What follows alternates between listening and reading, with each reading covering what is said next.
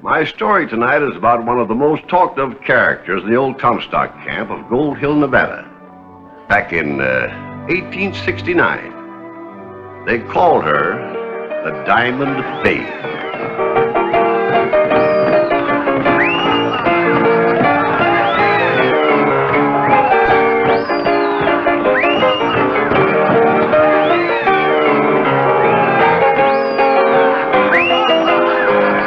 Even solid citizens like Herb Grimshaw, head of the Miners Union, Hank Pettibone, superintendent of the Eclipse Mine, and Otto Griffin, fire chief, can be found admiring the babe's talents.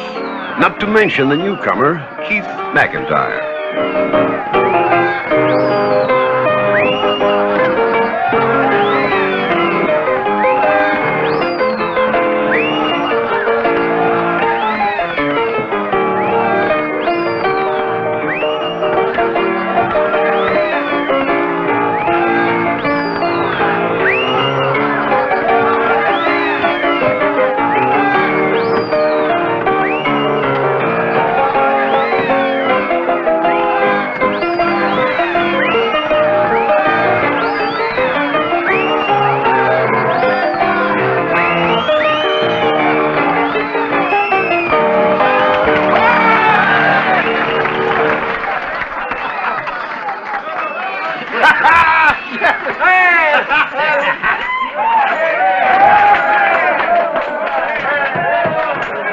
Well, how about it? This is as good a time as any, huh? Sure. Well, come on, let's go then. Come on, come on.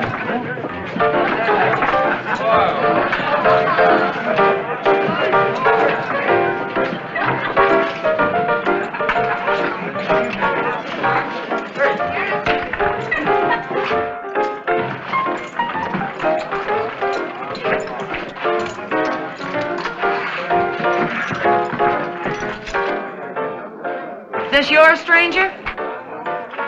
What is it? A British sovereign, a pound. Hey, boys, we got the Bank of England with us.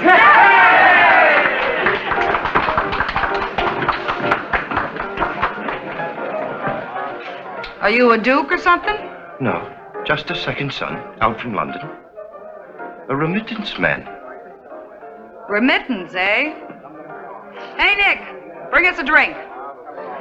Well, let's go back here where it's easier to talk. I've met a lot of different kinds of men in my life, but you're a new one to me. What's your name, handsome?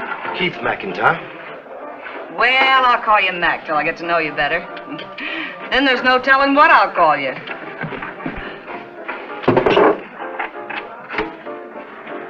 Start remitting, Mac.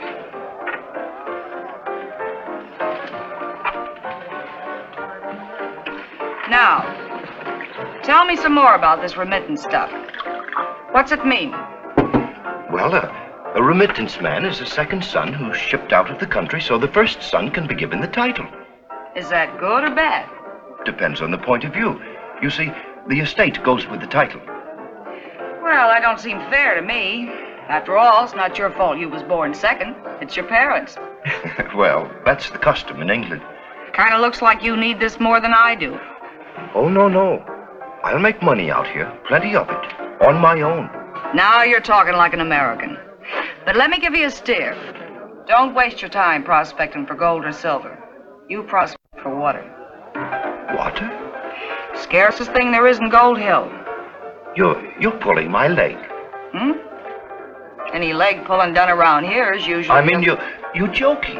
Oh! Ha. No, I'm giving it to you straight.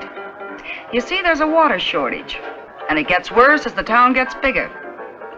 Time's not far off when water rights will be as valuable as mining rights. So you hunt for water instead of gold. I say, that's awfully decent of you, to tip me off like that. I'll get it back. Don't worry. Meanwhile, on that same afternoon, the Ladies' Improvement Society of Gold Hill was gathered to welcome the new schoolteacher, Laura Latham. Although this is not a regular meeting, I feel that it would not be amiss for us to take advantage of the opportunity to discuss possible group projects. You don't mind, Miss Latham? Oh, no, indeed, Mrs. Grimshaw. I mean, Madam President. Has anyone any suggestions? Yes, Mrs. Pettibone. I'd like to see us raise some money for a nice hearse. A hearse? Yes, to take the place of that bare freight wagon we use for funerals. It would raise the tone of Gold Hill, I grant you, Mrs. Pettibone. But personally, I feel that the living need our attention far more than the dead. I wish we could do something to beautify the streets. Perhaps plant trees and little lawns in front of our houses. You forget the water shortage, Mrs. Griffin. They'd all die. I withdraw the motion. However, there is something that we could do to improve our streets, and that is to keep certain individuals off them, like that creature from the melodeon, the Diamond Babe. I met her the other day taking the air quite publicly in broad daylight. We passed that close to one another. Women like that should be tarred and feathered. At least they should remain invisible. Excuse me for asking, but who is this Diamond Babe? Let's just say that she's an undesirable. Oh. As head of the miners' union, Mr. Grimshaw's word carries great weight amongst the men, and I know that he will support any action we decide to take. As superintendent of one of the biggest mines in Gold Hill, Mr. Pettibone also wields considerable influence, and we can count on his cooperation. With my husband as chief of the Gold Hill Fire Department, I'm sure the men will follow his lead.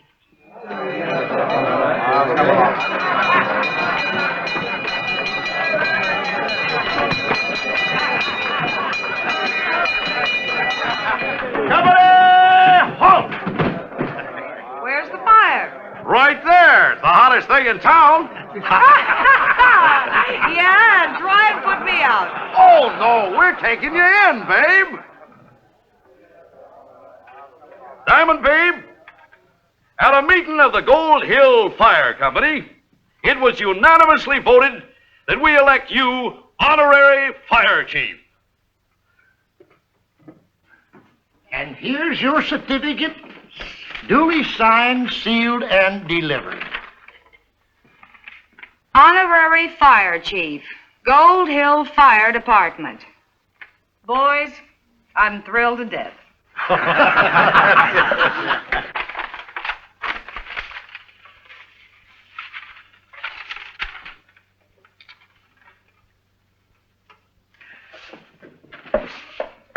Well, how do I look? Hey! 3 cheers for the fire queen! Ray! Ray! Ray! Elbows on the bar, boys. The drinks are on me. What's the matter, Herb? Quit drinking? No, but I gotta get home. My wife's having company for supper, and she warned me not to be late. And whether he likes it or not, I've got orders to bring Keith with me. I'll see you again. Sure, anytime. The door's always open.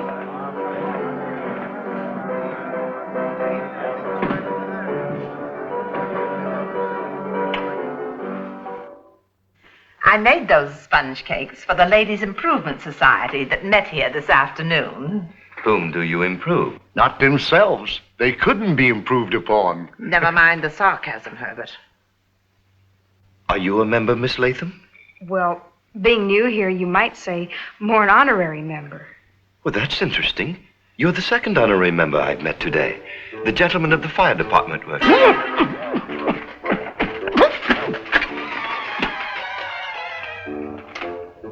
Sorry, I choked on a cake crumb. Tell Keith about your society, Luella. We work to improve the manners, morals, and general tone of the town.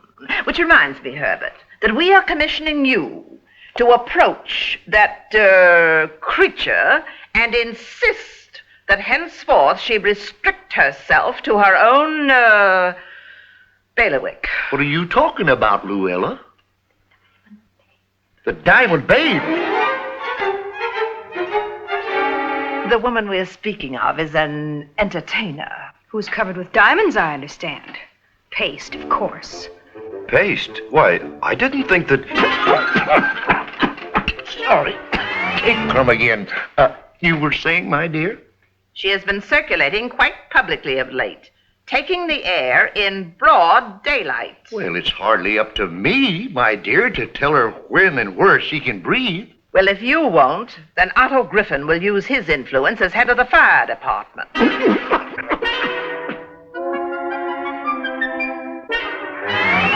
This is the crummiest cake I ever ate.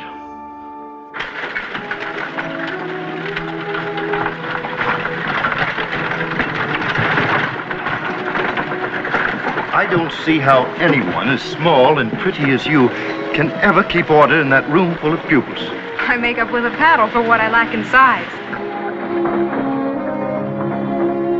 Good afternoon. Hello. That must have been the Diamond Babe. Quite You spoke to her. right. Mr. McIntyre. She calls me Mac. But I'd rather you called me Keith. You know her? We've met. What is she like? No, don't tell me. I'd rather not know. All those diamonds, it's indecent.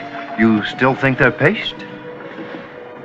I'll take my books now if you'll be so kind. I expect you know everything that's in these. After all, I am a teacher. But you still have a lot to learn.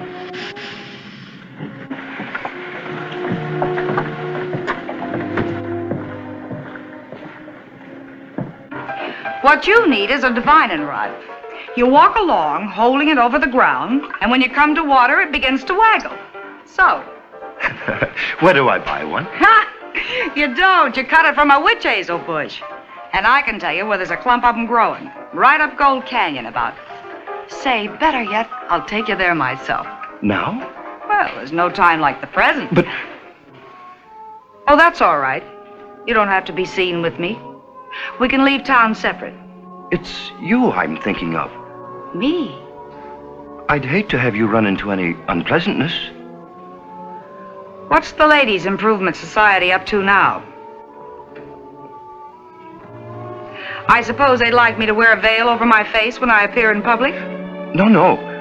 Or perhaps not appear at all? It's ridiculous, of course. Well, thanks for telling me. So they're daring me, eh? Well, just for that, I'll double dare them. Obviously, my husband spoke to her, Mrs. Pettibone, for she hasn't set foot on the street since. How do you know? I've been patrolling. Well, I think we owe both Mr. and Mrs. Grimshaw a vote of thanks. Will you tell your husband for us? I will indeed, when he comes in. He's at a meeting at the moment, at the firehouse. They all are. Mr. McIntyre's joined the engine company, too. How nice. Well, now that we've accomplished that much, good ladies, I think that...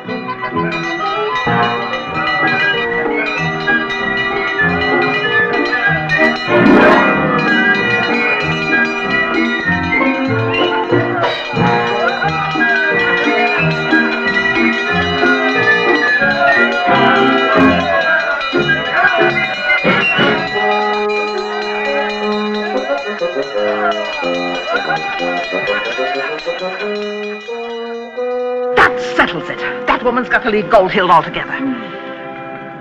Gold Hill was full of husbands in the doghouse that night. And what Mrs. Grimshaw said to Herb was practically the same thing that Sybil said to Hank. And Amelia said to Otto. But with Laura and Keith, it was Keith who did most of the talking, trying to square himself. The divining rod began to behave strangely, and bless my soul, there only a few feet underground was water. I filed straight away, of course, and you're not listening. Oh, yes, I am. You filed. And tomorrow I shall go to the Gold Hill Water Company and arrange either to sell or lease. And half of what I get's going to be yours for instructing me. Well, I say, you're acting rather queerly. Are you put out with me? No, of course not. I was just thinking about Nick, my bartender. What did he do? He died today. Died? Went just like that a couple of hours ago. What was it? I haven't any idea. He complained of a bad headache and pains in his chest. The next thing we knew, he'd folded. Oh, I say, that's too bad. Keith, do you know anything about medicine? Medicine? Why, no. Why? Tom Gunn died a little while ago, and I... Tom Gunn! First, we thought it was ptomaine poisoning, but ptomaine don't work that fast. Did he have pains? Yeah. Head and chest. Had trouble breathing. It was all over before we could do anything for him. Nick died the same way today. Nick! Johnny, have you seen Herb Grimshaw around? He's right over there. I never saw anybody go so fast. Herb, we've got some trouble up at the mine. Tiny Dunlap just died. Dunlap? From what? I don't know. He complained of feeling choked, sort of like he was smothering. And 4 of the other boys have got the same thing. First Nick, then Tom Gunn, now Tiny Dunlap. It must be something contagious. Yeah, but what? And what do we do for it? Well, it sounds like the same thing that hit Cripple Creek when I was bartending there. How'd you treat him? Well, the best thing we found was to put him to bed and feed him plenty of soup. Hank, bring those sick men here. Get bunks to put them on. You bet, babe. Herb, you check the other mines. Bring in any sick man who hasn't got somebody to look after him. You girls, make the rounds to all the families. If you find anybody laid up, pour them full of soup. Anything I can do? Yes. Tell your teacher friend to close the school and send the kids home. Right.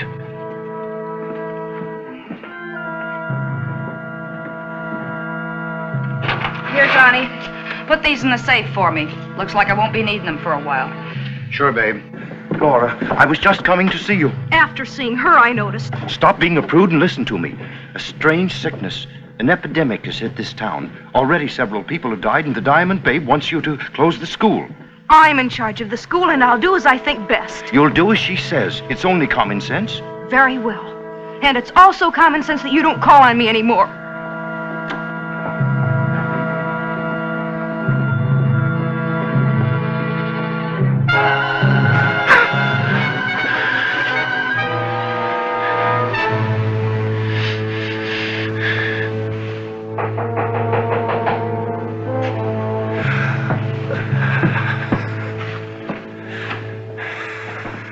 Well, if it isn't the sweet little school teacher. I heard Mr. McIntyre was sick. That's right.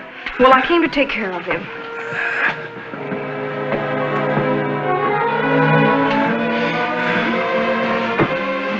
Aren't you afraid of catching the sickness yourself? Not any more than you are. Oh, what do you know? Maybe I was wrong about you. What do I do? For him, nothing. I'm having him moved over to the saloon with the rest of the men.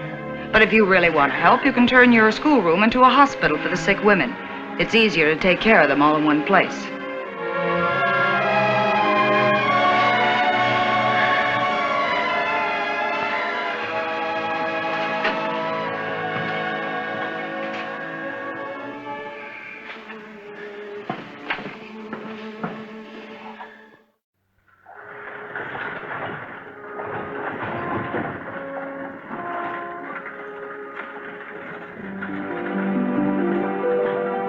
I knew we should have gotten a hearse for this town. Well, where are you ladies going? I ask you where you're going.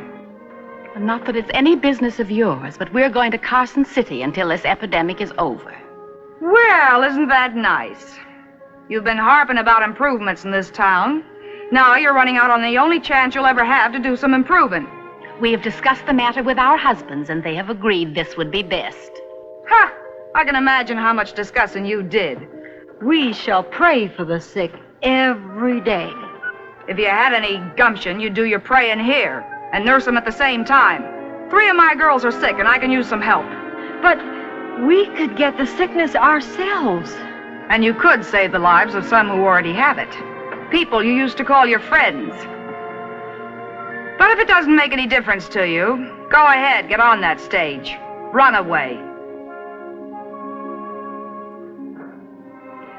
Driver, unload those bags. Mrs. Pettibone and I have changed our minds about leaving. Yes, these poor unfortunate people here need us. In the weeks that followed, while the epidemic raged, the Diamond Babe drove herself night and day taking care of the sick. until she was almost sick herself with exhaustion. But she kept at it. And she kept her assistants busy, too. They didn't work as hard as the babe, but they sure worked harder than they ever worked before. And for the time being, at least, there was an unspoken truce between the good ladies of the Improvement Society and the object of their disapproval. Yes, sir, night and day the Diamond Babe drove herself. Not only in the saloon, but everywhere else that she could help those who needed it. Well, the epidemic, whatever it was, finally run its course. And once more it was business as usual in Gold Hill.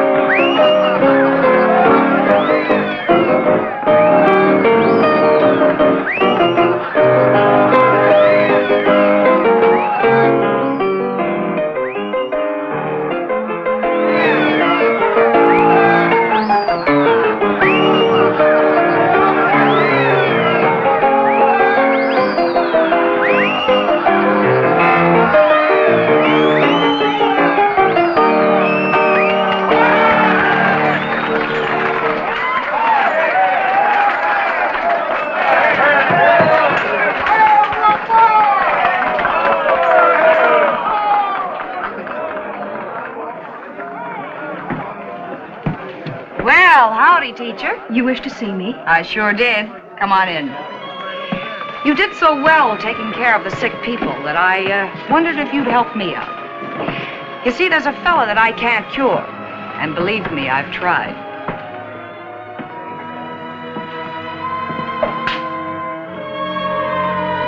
Mr. McIntyre. Miss Latham. Keith. Laura.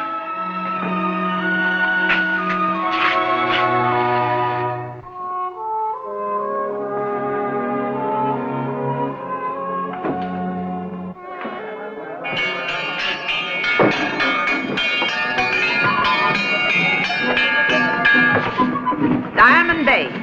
As members of the Gold Hill Ladies Improvement Society, we have come here to... Look, you haven't come here to ask me to join. Oh, no. No, indeed. We realize you're much too busy with other activities. Good. Yeah, we don't want to lose the Diamond Babe. We sure don't. We have come here to express our appreciation of your magnificent work during the recent crisis which swept our community. We believe in giving the devil his due. I'll do the talking, Sybil.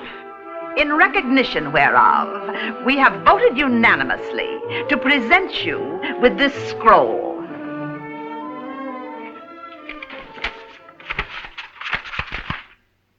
Presented to the Diamond Babe, the Florence Nightingale of Gold Hill, for devotion and service to her community.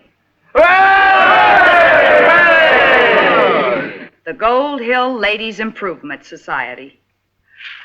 Well, say, that's really swell. Elbows on the bar, gals. The drinks are on me. Oh, excuse me. I kind of forgot myself. Sandy, make the ladies a pot of tea.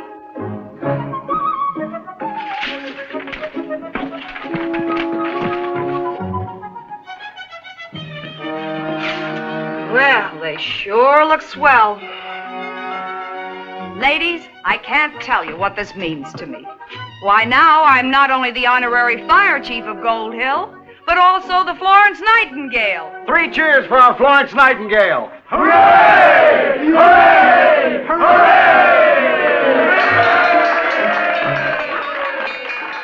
Who's Florence Nightingale? All of which goes to show that you can never tell where you'll find a hero or a heroine.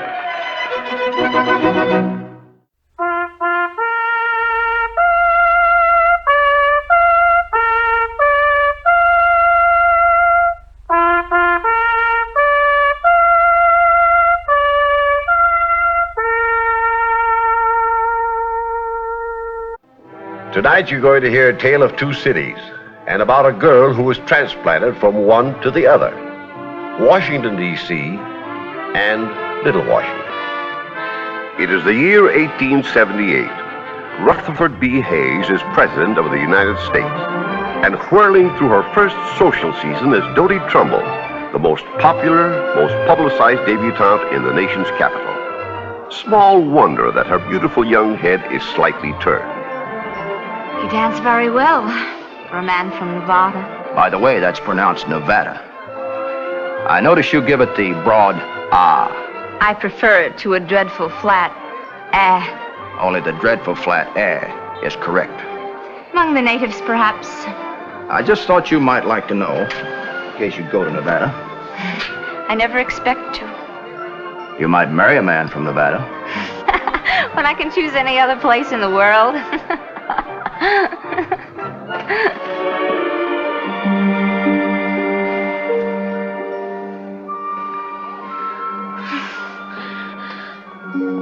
What made you do that? Because you irritate me, and because you're so beautiful. Could be such a person if you ever got out. I am out. I mean away from here. You don't know anything but Washington. You think it's the beginning and the end of everything. Your attitude is absolutely provincial. Well, you're a fine one to say that. Congressman from the sagebrush state.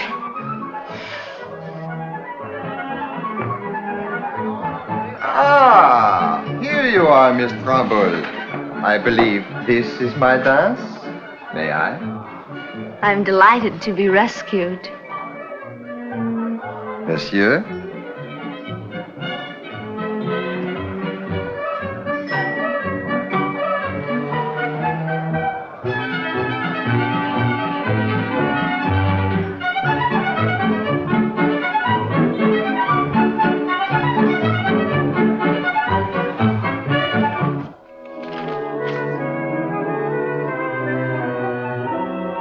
Here's another one for Tuesday the 17th. That makes 3 receptions for that afternoon. But of course we can at least leave our cards at each of them. More flowers for Miss Dodie.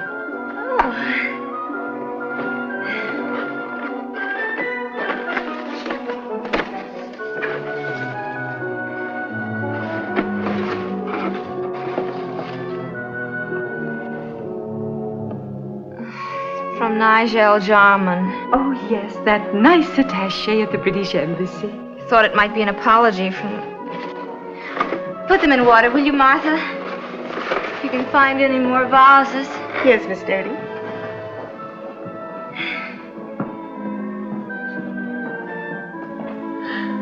The New Year's Day reception at the White House. Oh! The President and Mrs. Rutherford B. Hayes request the honor of your presence In Carson City, Nevada. Father, Yeah? just look at all the invitations that have come today. Oh, the next few weeks will be a veritable whirl. Yes, they will indeed, because we're moving. Moving? To that house I love so much on DuPont Circle? Oh, Ray! Father, how wonderful. There's twice the room for entertaining. And it's a far more fashionable address. Let's see, what is that number, dear? Oh, it's Now, wait a minute. Oh, but not until after the holidays, dear. I simply couldn't face a move with... Please. May I get a word in edgewise? We're not moving to DuPont Circle. Oh. Then where? I have just been appointed director of the Mint The Mint? Father. in Carson City, Nevada. Carson City? Nevada? I take up my official duties there on January 2nd, which means that we'll be leaving here shortly. Probably the middle of December. Sagebrush State. Oh, no, my dear. The Silver State. It's a great honor that the administration has seen fit to confer upon me. An honor? It seems more to me as if you are being shelved. How did they happen to select you, Father? I really couldn't say. A case of being recommended. Some political wire pulling, perhaps? All I know is that I'm extremely happy and gratified. Well, I don't even know where Carson City is. My dear, it's the capital of the state. The capital? Oh, well, then... Smallest capital in the United States. Oh, dear, no. I learned that from their congressman. Oh, you've met young Tabor. I've met him. Oh, now that's splendid, because I've invited him here tomorrow night for dinner to tell us all about our new home. One of the things that worries me is the servant problem. Martha absolutely refuses to go with us. Is there an employment agency in Carson City? Oh, I'm afraid not, Mrs. Trumbull, but I think I have just the person for you. She used to work for my mother.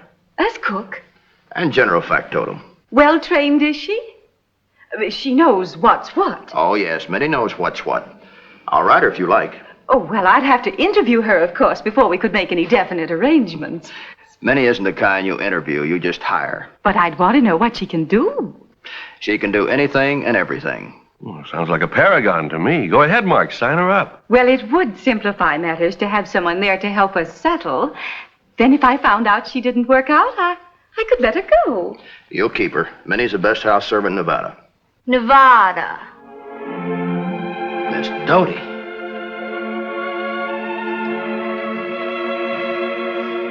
Good evening. How beautiful you look. Won't you sit down?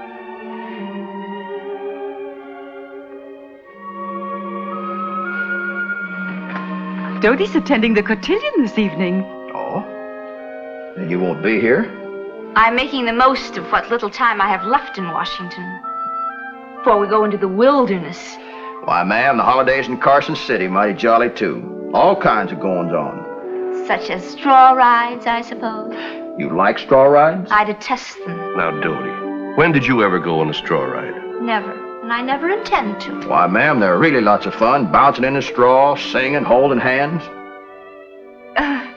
What do you think, Doty? Mr. Tabor thinks he can supply us with a maid. It's all settled. If you're friends of mine, she'll be glad to work for you. Oh, won't it be wonderful to step off the train in Carson City and have... Excuse me, Mrs. Trumbull. Did you say train? Carson City isn't on the railroad. Capital of the state? It's a very small capital. Up until a few years ago, it was only a trading post. How big? Dear me, I had no idea. The whole of Nevada has a population of only half a person per square mile. Half a person? Mother, this is impossible. We can't go off and bury ourselves in a place like that. Father, can't you refuse the appointment? My dear child, it's a political plum. It's the end of everything as far as I'm concerned. I know who's responsible. You flatter me, ma'am, a mere congressman. Can't you and I stay here anyway, Mother? My place is with your father, dear. At least till the end of the season. By that time, I'll... You will have found yourself a husband. A foreign title, perhaps. She could, you know. Your daughter could have her choice of anybody in the world. I've been told so on the best of authority. Dinner is served. I'll wait in here till Colonel Carruthers calls for me. Half a man to every square mile. You're not even half a man. Excuse me. I hope you have a very pleasant evening.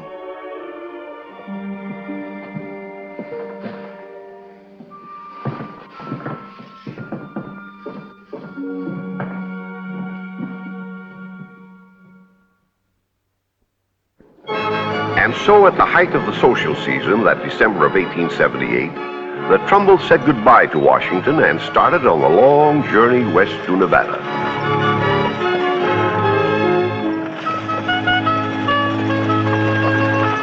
It was the week after Christmas when they arrived in Carson City and were deposited in front of the furnished house that had been rented for them.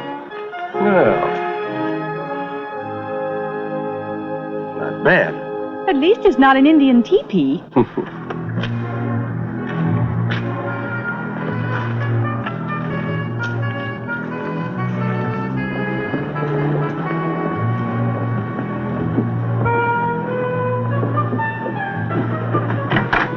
Well, the door's open. Good. Then the house has been opened and aired.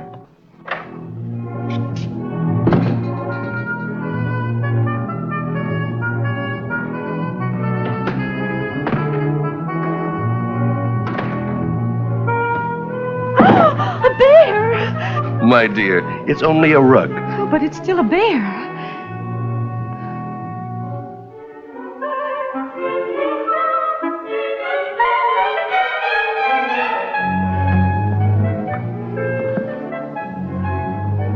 not bad at all.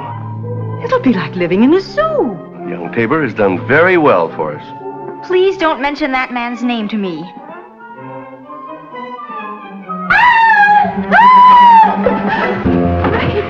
An Indian in there. I'll take care of it, dear. Oh, be careful. Oh, dear. Me, Minnie.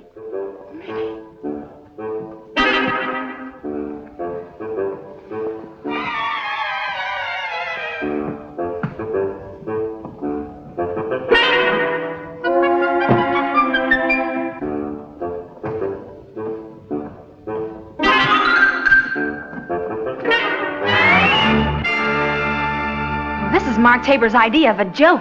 I've never been so frightened in all of my life. Of all the despicable... I wonder if she wears a feathered headdress to serve dinner. Father, how can you laugh? Well, she's serving no dinners in this house, that's certain. You're not going to keep her? Well, hardly. Ray, I wouldn't have a quiet moment with that red-skinned savage under the same roof. If she worked for Mark's family. Well, that doesn't prove anything. He's a barbarian himself. Well, I shall get rid of her immediately, even if it means I have to do my own work or...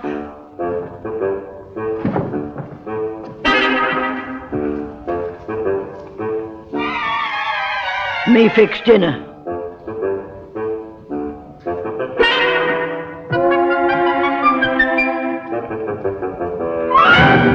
Mother, why didn't you tell her? Afraid she had a tomahawk? Oh, Father, you're as bad as Mark. It's never proper to serve notice on a servant in the presence of others. I shall speak to her in the kitchen.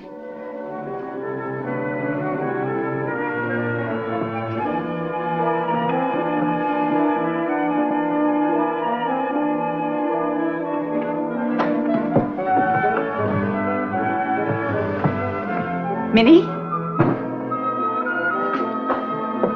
Minnie? Oh. I'm very sorry, Minnie, but we'll not be needing your services.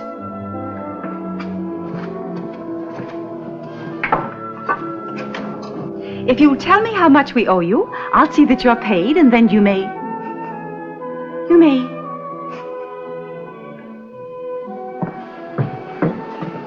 Is that a pie in there?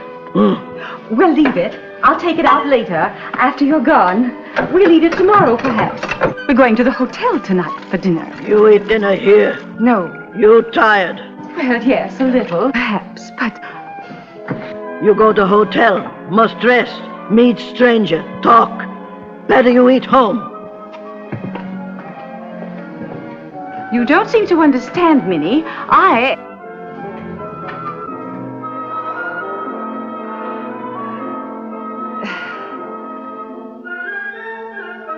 Very well. Since you've already made preparations, you may serve dinner at 7. You eat 6 o'clock.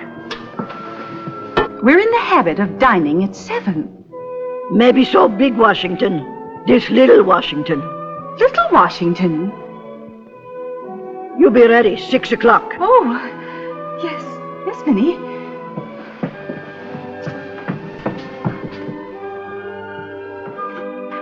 As maybe you've already guessed, Minnie didn't leave that evening. After the meal she'd served them, the Trumbles decided... I've never tasted such a pie. If I had my way, I'd never let Minnie go. Well, it might be wise to keep her, dear, at least until after we're settled. As long as no one sees her. But she'll be in the kitchen, dear. Suppose someone should drop in. Who would? After all, we know no one in Carson yet.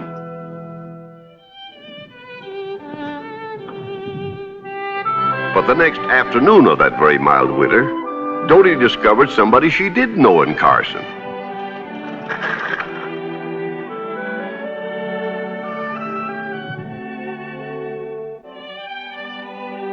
Wonderful country, isn't it, Nevada? What are you doing here? Home for the holidays?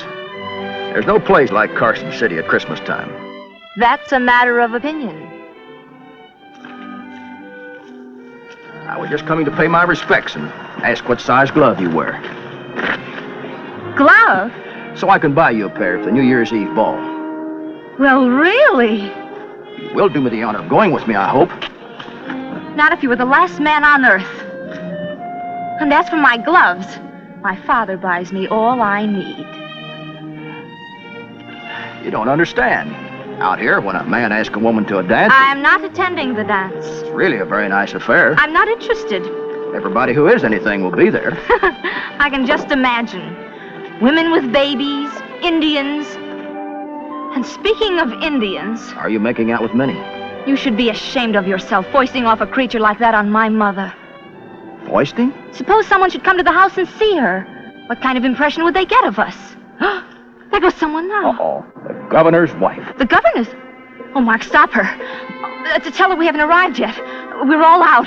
We're sick. We're dead. If she should ring the doorbell and Minnie answers, well, we're socially ruined. Then you better hurry up and get there first. You unspeakable desert rat.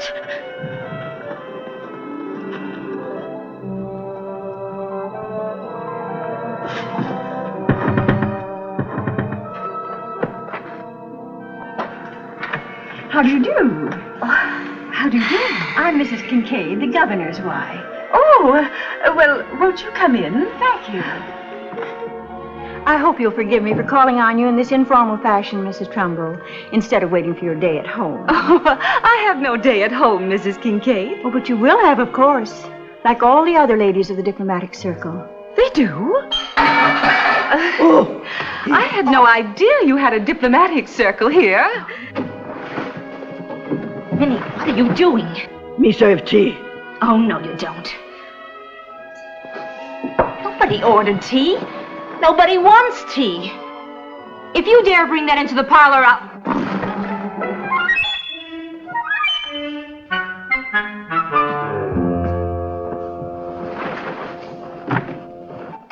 My daughter is one of this season's buds, too. Really? Where was she presented? Right here in Carson. You mean the girls have a formal debut here in Carson? Why, certainly. Catherine was presented at the Thanksgiving Assembly. Oh, did you hear that, Dodie? I heard. I had no idea that in a remote outpost like this you have... Minnie.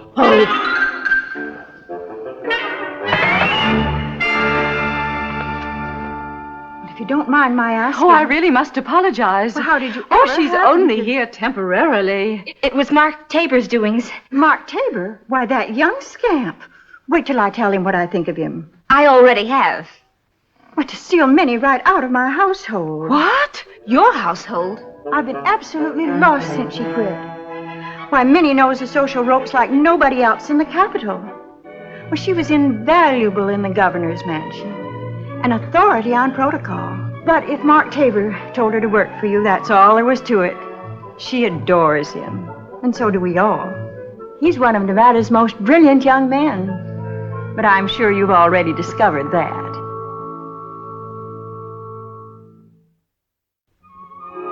There were other callers at the Trumbull house the next 2 days. Every one of them leaving the proper number of calling cards in the card tray which Minnie placed beside the door.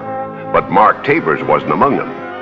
And on New Year's Eve, Dodie lay in bed and listened to the carriages rolling by, taking folks to the ball she had spurned, and the faint strains of a dance orchestra.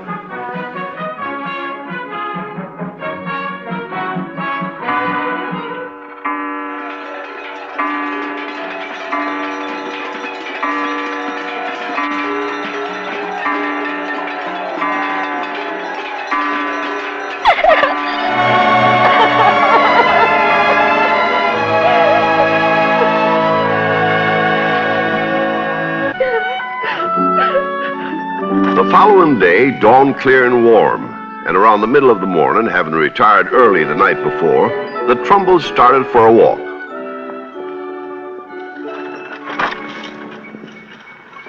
Go back. We're just taking a little walk, Minnie. A constitutional. Ladies not walk on New Year's Day. Gentlemen walk. Only with high silk hat on head. Sorry, Minnie. I didn't bring my silk hat to Carson City. Well, it never occurred to him that he'd need it. Stay in house, then. Well, you're not serious. Come along, dear, if Minnie says so. Oh, but surely... Minnie is an authority on protocol. Oh?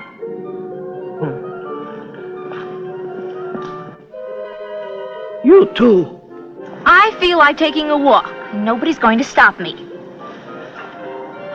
Please, let me by. I'm not going back into the house. I want some fresh air. Oh, you have no right to... You spoiled brat. You want Minnie spank? Don't you dare. Then march in house. Get dressed. Best clothes.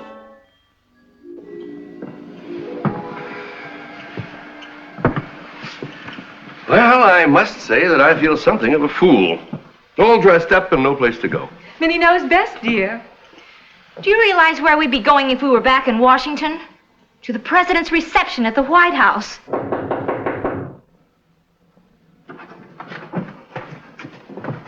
Me get.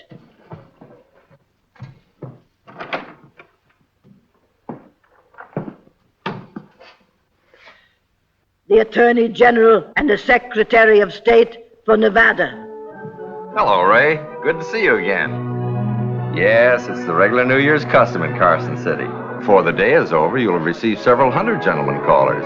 Several hundred? Oh, yes. Oh, how perfectly delightful. Will you excuse me a moment? This is my first trip out west, and I think I'm going to like it very much. Wonderful. Excuse me, I want to speak to my daughter. Yes, certainly. Let's stand by word. There are hundreds on the way. Isn't it thrilling? Washington was nothing like this. But what am I going to feed them? I don't know. Oh, dear. Ray, I was just going to ask Minnie to make some coffee. I had no idea there'd be so many this afternoon. Oh, I just don't know what we're going... Make way, clear track. Oh, Minnie, what have you there? Heap eggnog. And is it heap good? The White House never served anything to touch it. Give me some. I need it.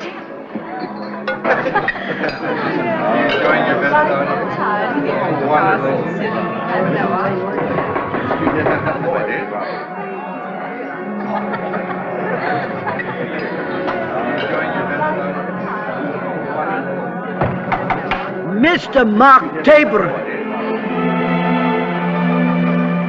Excuse me. Certainly.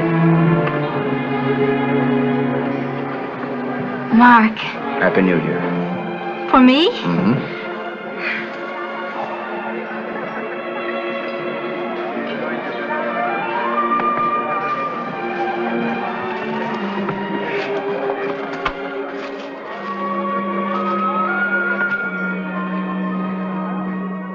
Just one of our funny customs. Instead of flowers, we give gloves. Since fresh flowers aren't obtainable out here in the wilderness. You're laughing at me, but I deserve it. No, laughing with you. Why didn't you tell me, Mark? Carson City is the most formal place in the whole United States, outside of Washington, D.C., where ladies have at homes and girls make debuts, and where nobody calls without leaving cards, and where the... And where there are no straw rides? What a fool you must have thought me. Darling, no, just provincial. that was inexcusable of me. But so true. I did think that Washington was the beginning and end of everything, and that men with titles were... Eggnog. I might have a title myself someday. Governor of the Sagebrush State. We teach her. She make good first lady. To us and to little Washington. Nevada. Dodie.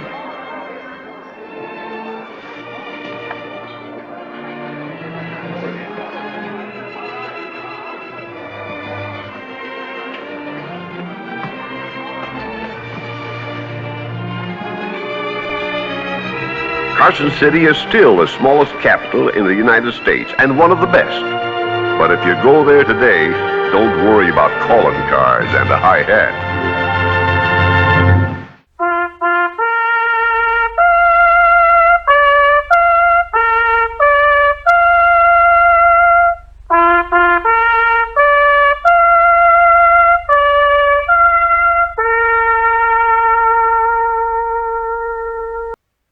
Every town has its town bum.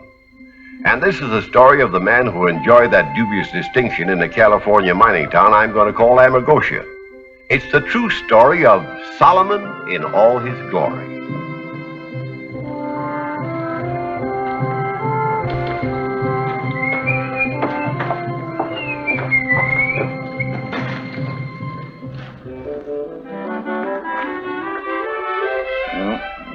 I was just trying to make you more comfortable, Mr. Solomon. Your head was clean off the post. I wish you'd come on over to my house and sleep on the hammock. You'd be real comfortable there. You're a good Samaritan, Sandy, my friend. Don't worry about me. Go, sell your papers while the news is still news. Papers ain't out yet. Then go enjoy the pleasures of youth while you can.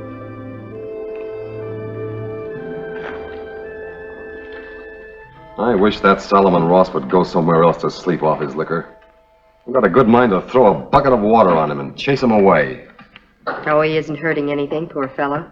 Well, he's certainly no decoration. And no credit to the profession either. One of the best newspaper men I ever saw when he first came out here. Now look at him. The evils of overindulgence.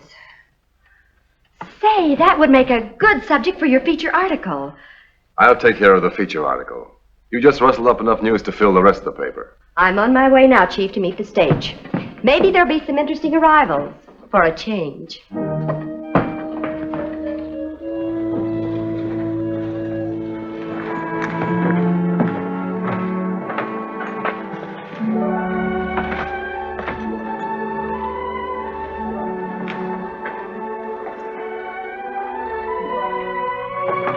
Could I help you, miss? Thank you. I'm looking for Mr. Solomon Ross. My brother. I came out from the east to visit him. A surprise. Don't tell me he's moved away. Oh, he's still here. But he's out of town right now. Yeah, on business, but he'll be back before dark. Oh, if you could direct me to a hotel. My pleasure.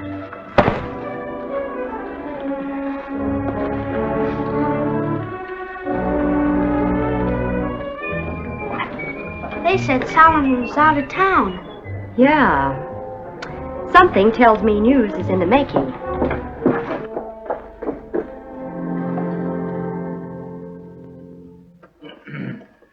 It is indeed a pleasure to welcome the sister of our Mr. Ross. It's a pleasure to be here. I hope you'll drop in at the Bonton Haberdashery while you're here. I'm the owner. And the Silver Dollar Restaurant. I'm the owner. Thank you. This way, please.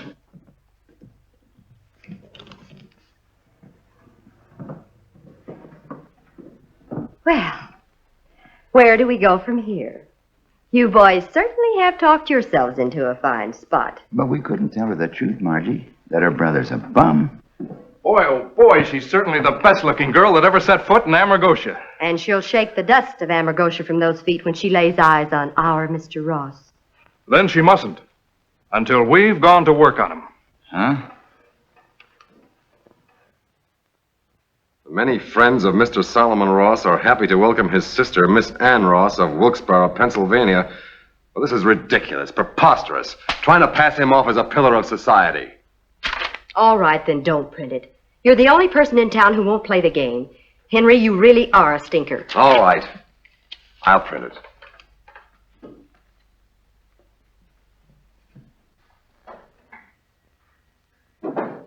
With some slight editorial additions. All right, me sleeping beauty. Come on. Time to sober up. Oh, well, let go of me. Let go. All right, now up the daisy now. Up the daisy. Come on now. Put it around there. Somebody buying drinks That's all right. You're all right.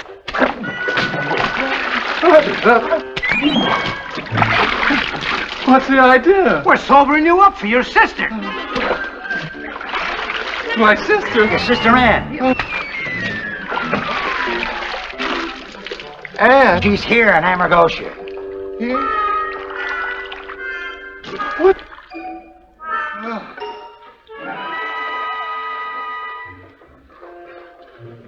Give him the works, Leo. It's on me. Well, I appreciate all the trouble and expense you fellas are going to, but I can't figure out why you should bother. With a girl as pretty as your sister? It's a pleasure. So that's it. Come on, she's waiting for you down at the hotel. Look, I'm as nervous as a bridegroom. How about a short one? Just enough to steady me? Oh, nary a drop as long as your sister's around. Come on. I guess it's been at least 6 years since I've seen Saul. And he hasn't been very good at letter writing. But I suppose he's been too busy. Yes, he's been very busy. Here's your papers, Mr. Harvey. Hot off the press. Thanks, Sandy. Paper, miss? Something about you in it on the front page. Oh, I can see where you're going to be a newspaper man when you grow up. No, ma'am. Mine ain't into there. I got a big mineral collection. Oh. Oh, allow me. Thank you. Thanks. I'll see ya. It isn't very often that I make the front page.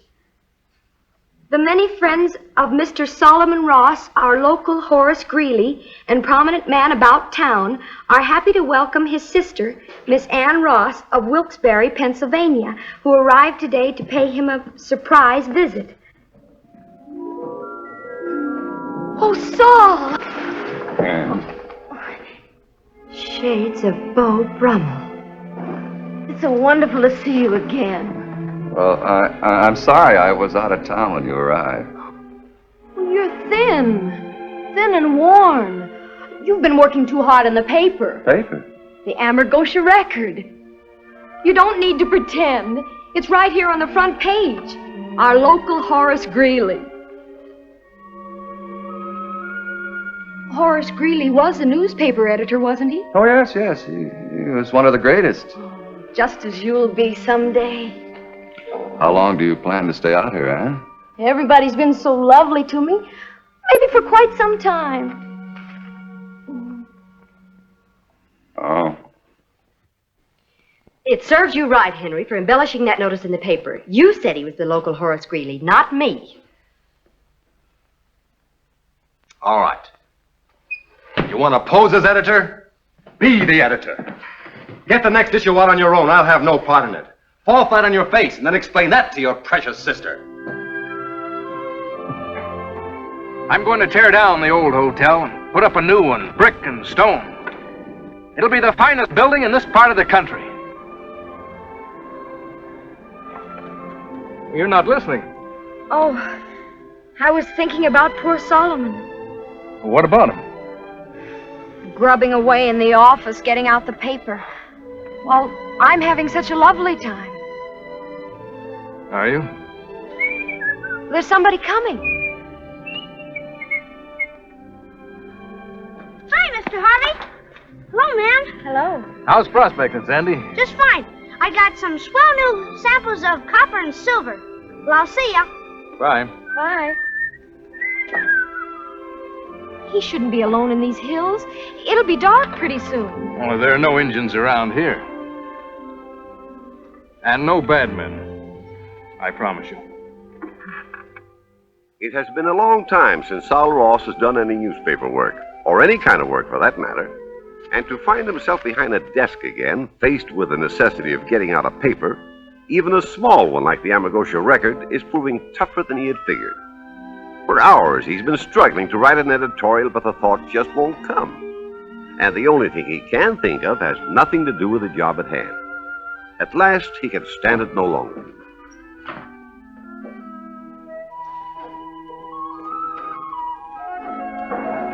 But I've been on the wagon for over 24 hours now, Patty. I'm going crazy. I'm sorry. But I gotta get that paper out tonight, and I can't unless... One drink, Patty. Just one little drink. Not a chance. But it's nobody's business but my own. 'Tis everybody's business. The leading citizens of this town have all got a stake in you, Sal Ross, and I'm not going to see them lose on their investment. Now, go on back to that office and get to work. And don't go running around to any of the other bars, neither. I've given them all orders not to serve you. But... No.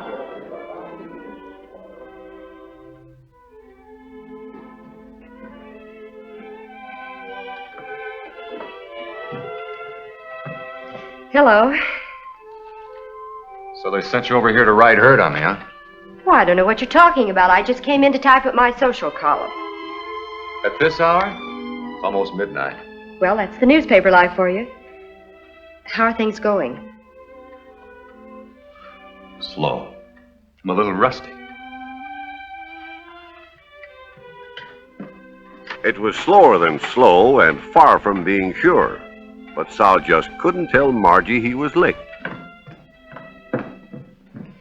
Take a breather. I can use one, too.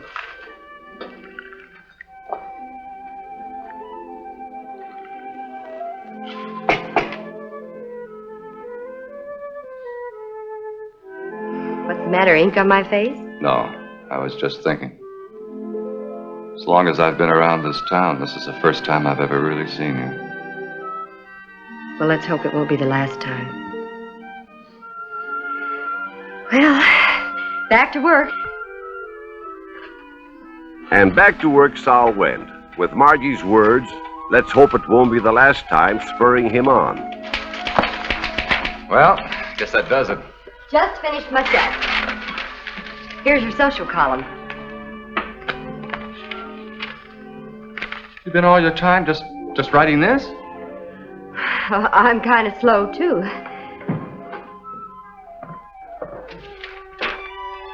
Now's the time for all good men to come to the aid of their country. Now's the time for all good men to come to the aid of their country. Now's the time for all good men to come to the aid of their country. Now, what's the idea of reading a girl's private correspondence? Thanks, Margie. Thanks a lot.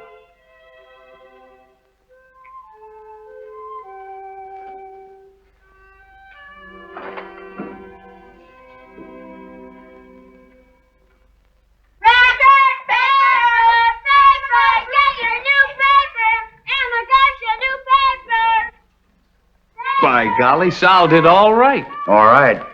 You did darn good. Yeah. Hey, Henry, did you see the issue Saul put out? Not yet. Pretty bad, huh? You should be that bad. This is big city stuff. Yeah, you ought to read it yourself and learn something. But you'll have to admit, Henry, it was a good issue. You don't have to rub it in. That's all I've been hearing all around town.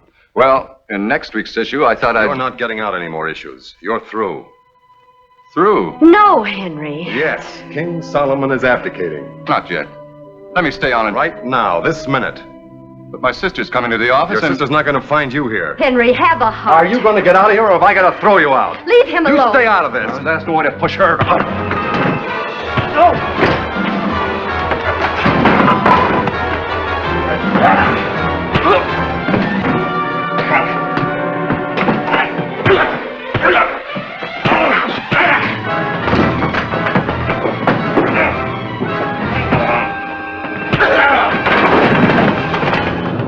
Now get out of here. Saul.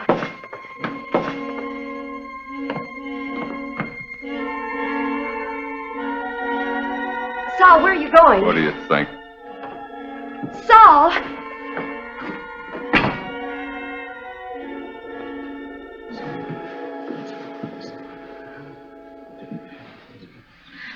Have you looked everywhere? Now, don't worry, Ann. He'll turn up. But he's been gone almost 36 hours. He could have been called out of town unexpectedly.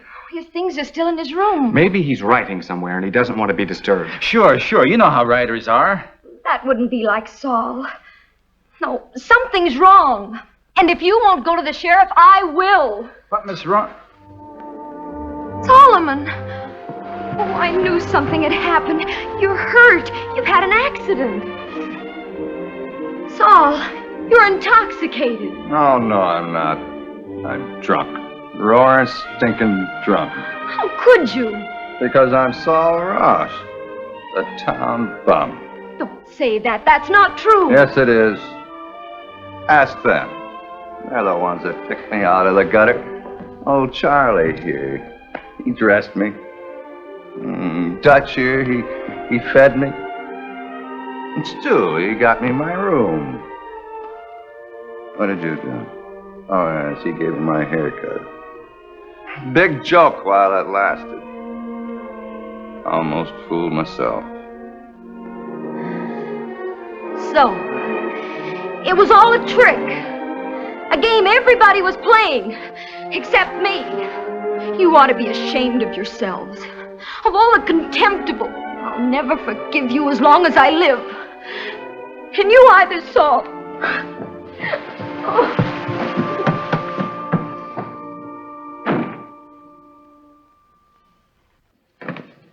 Two news items for you.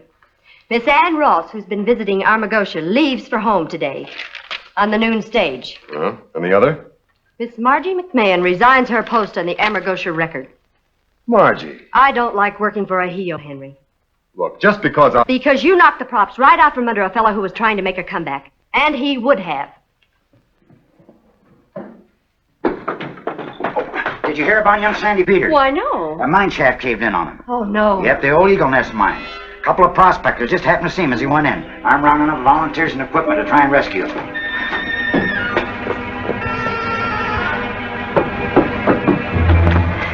Saul, wake up. Saul, please. Saul, Sandy's been hurt. Oh, Sandy's been hurt. Yes, Saul. He needs help. Oh. Help? Who? Sandy. Sandy needs help. Yes, Saul. Help. Sandy needs help.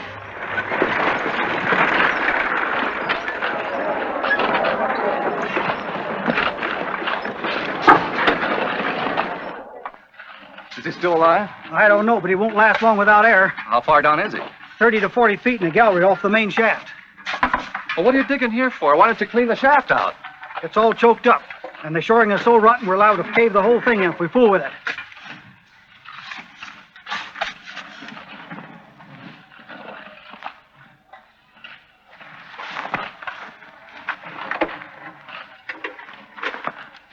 What are you going to do? I think there's enough of an opening I can get through. I'm going down for a look. No, Saul, you heard what that man said. The whole thing's liable to cave in. If it does, nobody will miss me but a few bartenders.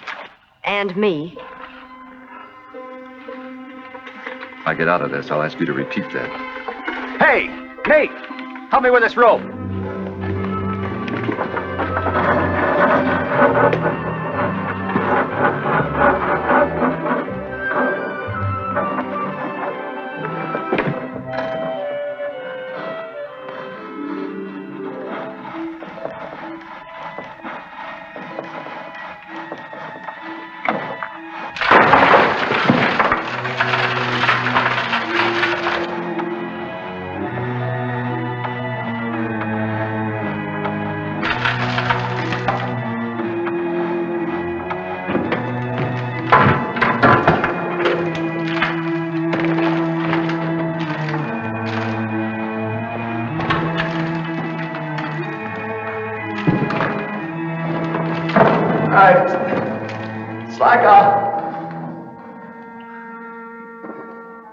Sandy! Sandy, it's Saul! Can you hear me? Margie, take this story. Gallery block salad with fallen debris. Fate of boy still unknown. I'm attempting to get air to him.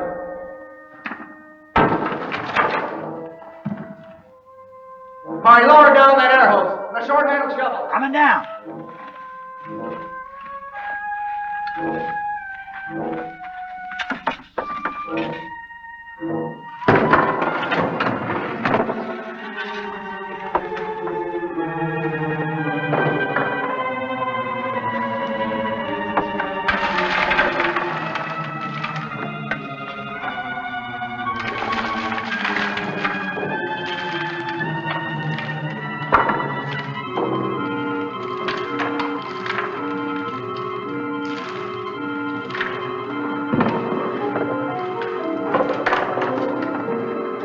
All right, I got them.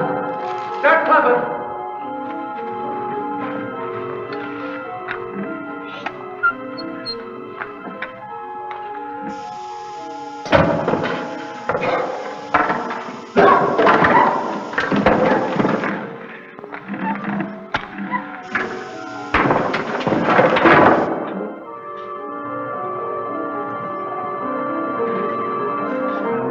What's going on? Did they find him yet? When did it happen? How far down is he? Who are they pumping air to?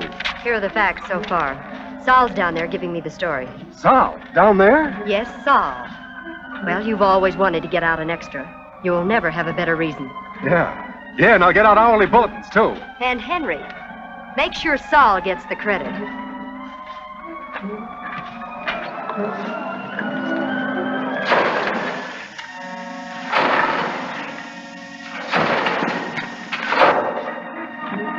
Well, I thought you left on the noon stage. I heard Saul was down there. Is there anything I can do? Yes. Pray. Night found the rescue work continuing at a feverish pace, with eager volunteers ready to step in and carry on as the man became exhausted. And through it all, Margie stayed at her post by the old mine shaft, keeping contact with Sol in the tunnel below. Thanks. Anything new? Nothing yet.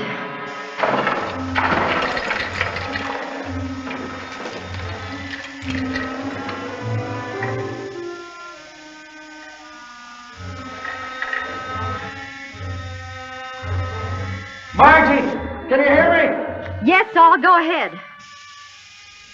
I tunneled through about 6 feet, but there's no change in what's ahead. I still haven't got any answer from Sandy.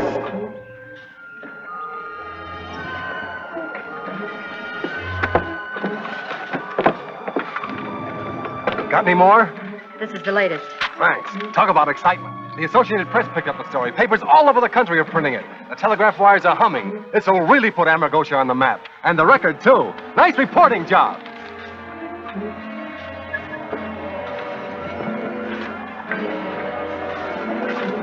By the time daylight came, there wasn't much hope of finding Sandy alive, but the rescue work went on without slackening. Margie! Margie! Yes, Saul? I just broke through dirt. I struck a pile of caved-in timber. Sandy! Sandy, it's Saul. Can you hear me? Sandy! Sandy! Sandy, it's Saul. Can you hear me? Margie, he's alive! Thank God. He's behind some timber where I can't see or get to him, but he answered me. Sandy's alive! He's alive! Sandy's alive! Sandy, are you hurt? I can hardly breathe. I'm shoving the air hose through. Everything will be all right.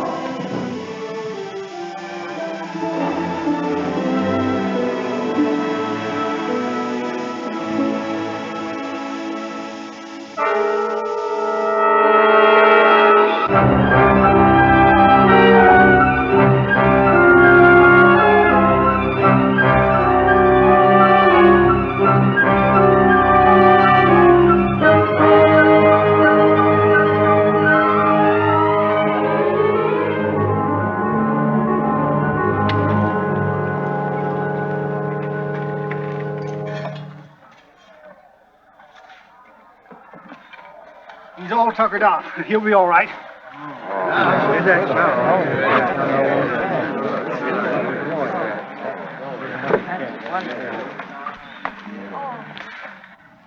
Little food and rest, Sandy. You'll be out prospecting again. From now on, I'm sticking to that newspaper business. Good boy. And Sal, thanks. Hold it. This picture will appear on the front page of every paper in the country. And Sal, by the number of inquiries that have come in about you, it wouldn't surprise me if you landed behind the editor's desk of one of them. Good luck. Oh, Saul. By golly, that calls for drinks for everybody. On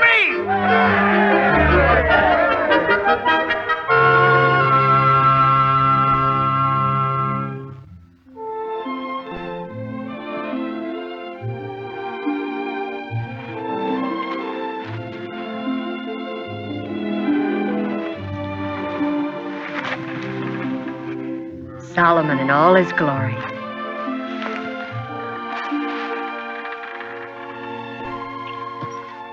And that's the story of the town bum who became a hero. But more than that, became a man again.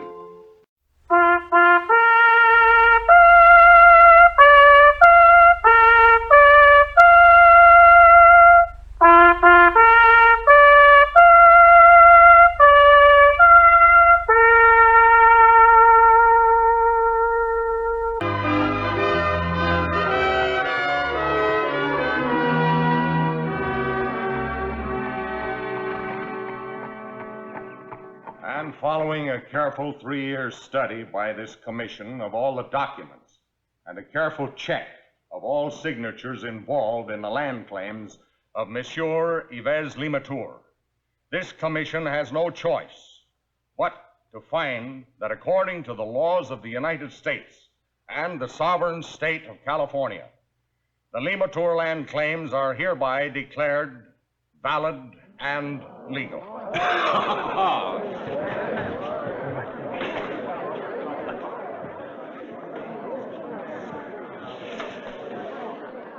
Limantour. Who is this fellow? Monsieur Limantour can talk to no one. Now, just a minute. What does that mean? What the commissioner just said? It means that Limantour has just been handed the city of San Francisco. All of it. Including what belongs to me.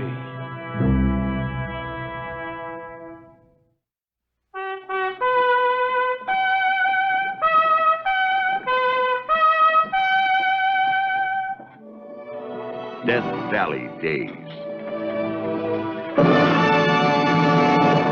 Howdy, folks. I'm the old ranger. We're in the apothecary shop of Zacharias E. Gurney, San Francisco. The year is 1855. Everyone who owned a piece of land discovered that property he thought was his suddenly belonged to a strange, unknown Frenchman.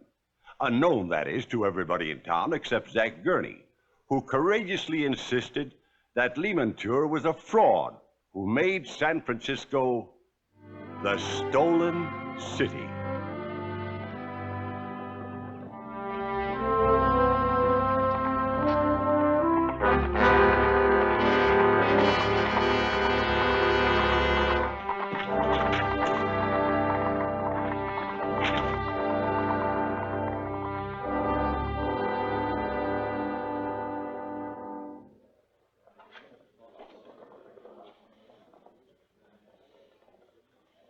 Senor Turban? How are you? Senor Gurney. Zach Gurney, my old friend.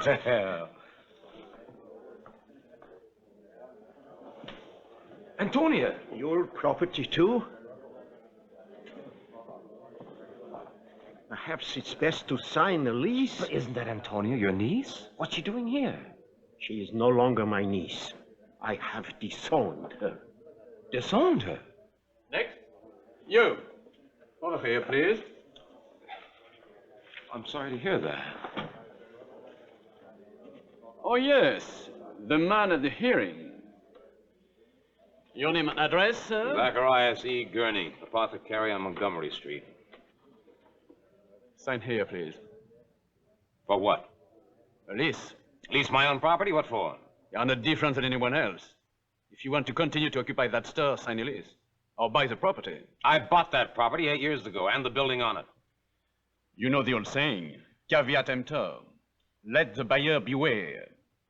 I want to see Limantour. He's a very busy man. Just tell him an old friend from seafaring days is here. You must be mistaken. Monsieur Limantour has no friends in San Francisco. Not anymore, he hasn't. We solicit your business, but there are others waiting. Next.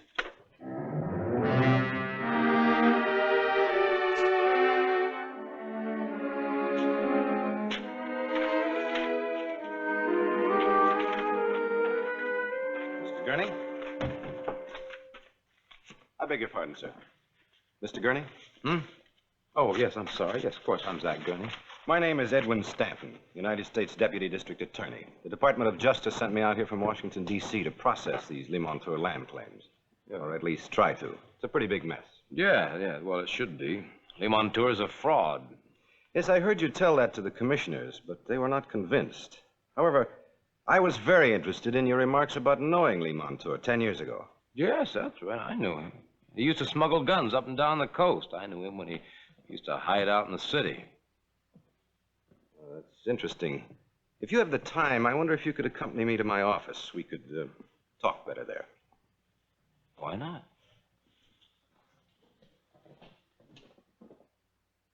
It's authentic, Mr. Gurney. The Land Commission even sent an expert down to Mexico City. Both signatures were checked and verified. Manuel Michael Torena, Governor of California in 1844. Nicholas Bravo, President of Mexico in 1844. 1844. That's more than 10 years ago. No. If Limantour had papers as valuable as this, he would have bragged it up and down the Embarcadero like a gamecock. He was never modest about anything. It's an interesting comment, Mr. Gurney, but no proof. Well, you have a recollection about Limantour, and I have a presentiment. Take a look at that document. Somehow, there's something wrong. 4 square leagues. That's almost 15,000 acres, isn't it? Approximately. 4 square leagues of St. Francis of Assisi, known as Yerba Buena, known as the city of San Francisco. It's on that parchment somewhere.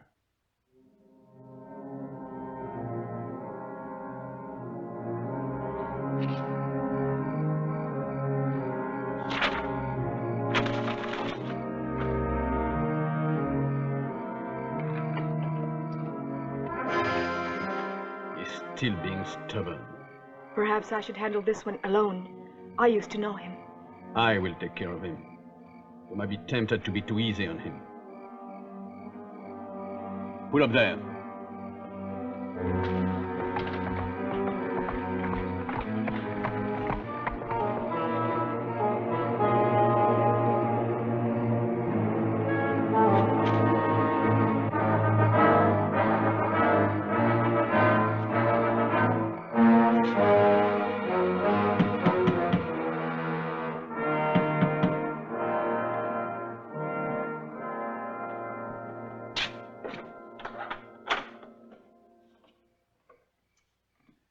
Good evening, Mr. Gurney.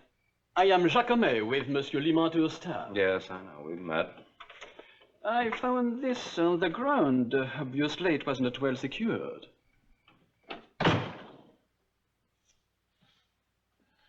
What do you want? If you have any problem with this property, Monsieur Limantour would prefer you took it up with me. Not with Mr. Stanton. I see. We can make some concessions, but we would not want people to say that we were overgenerous. It might be construed to mean that Monsieur Limantour was buying your silence. We wouldn't want that. You're going to have to force me out of here. 48 hours, to be exact. Thank you. And now get out of my shop. And for your own sake, don't tell these foolish stories about knowing Monsieur Limantour in the old days.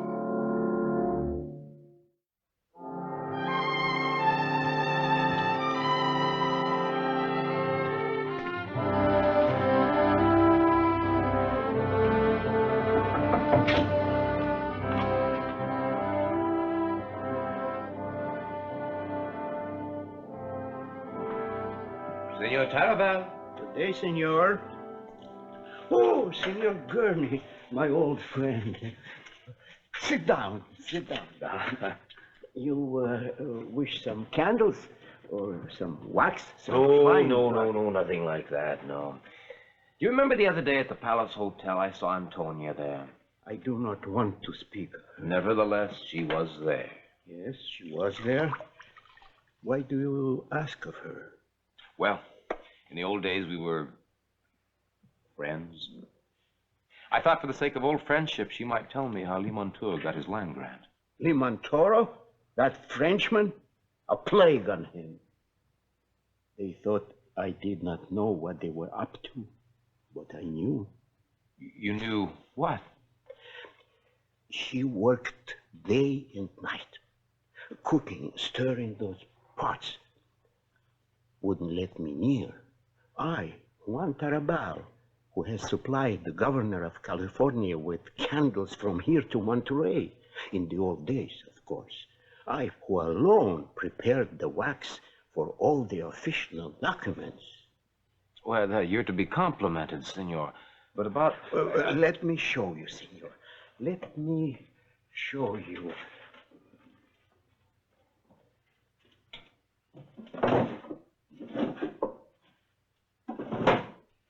For 50 years, there wasn't a governor's seal for which I did not prepare the wax. And Antonia tried to steal it from me. For him. I don't understand. Steal what? My secret formula for the only wax seal used on all official documents. I alone was the master of that secret, which no one could ever copy. Antonia cooked and stewed and asked me questions, but I said nothing. And when she was finished, it wasn't the same. I have a nose. I can even smell the difference between the real and the false.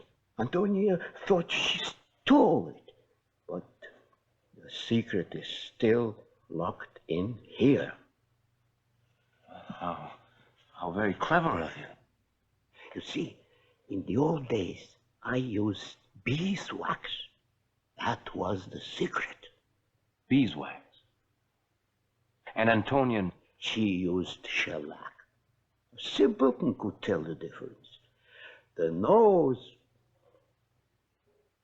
So when she thought that she had discovered your secret, she left.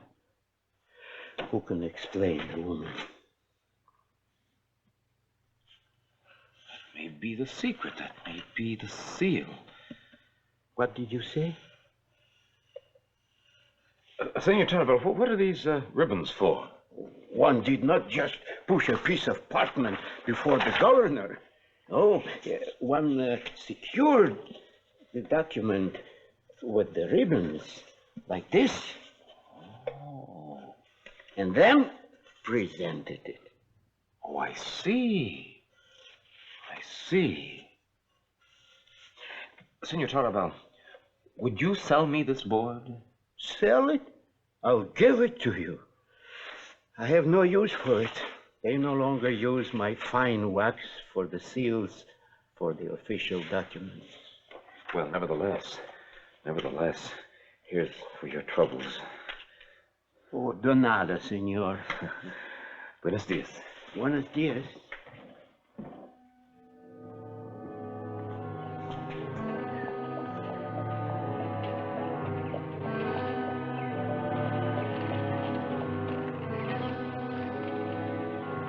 Good day, Senor Tarabal. What did the young man want? Nothing. Nothing? Not even candle sealing wax or a board? You remember me, do you not, Senor Tarabal? Yes, Senor Jacome. The young man was here for a reason. I do not know what you mean. I think you do. I will not talk.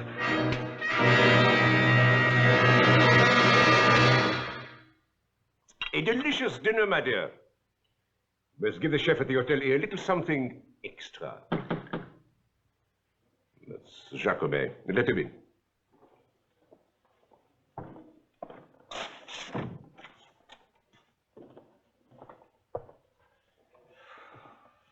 Well? That chemist, breathing down our necks. I do not feel a thing. What was he up to today? The candle shop. They had a long conversation. About what? I tried to beat it out of him. You did what? You beat the old man? Gurney was praying him, I'm sure of it. He's getting more dangerous every day. But why did you beat him? He wouldn't talk, that's why. We are sitting on a volcano, all three of us, and you worry about the old man. You knew what you were getting into. He meant something to Antonia. What was I to do? Use your brain, you fool!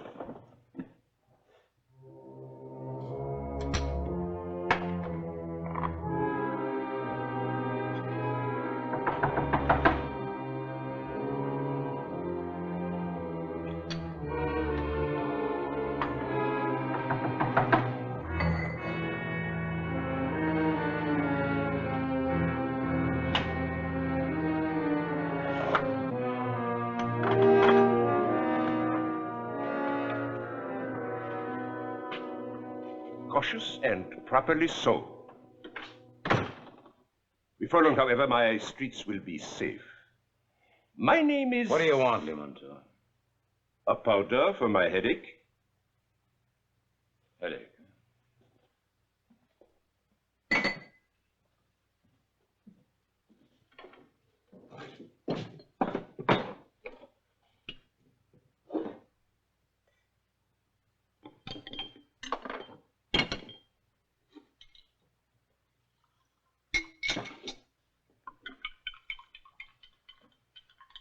What do you really want? My powder, please. For the moment, this is all I need.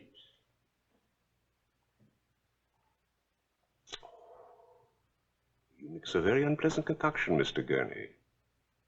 My associate, Monsieur Jacomet, tells me you also said some unpleasant things about me and my documents before the commission.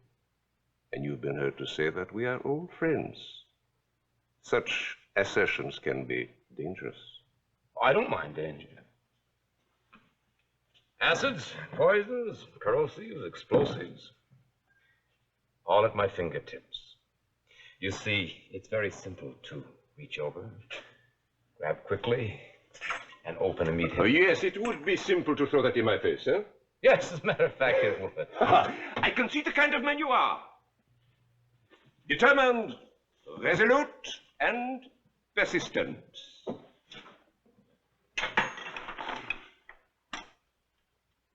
Do I worry you? No, you do not worry me, Mr. Gurney. As a matter of fact, I like you. And I've got a proposition. I'm going to give you this property. Give me my own property? This city is mine. I'm offering you more than I've offered anyone else in all of San Francisco. You should be more trusting.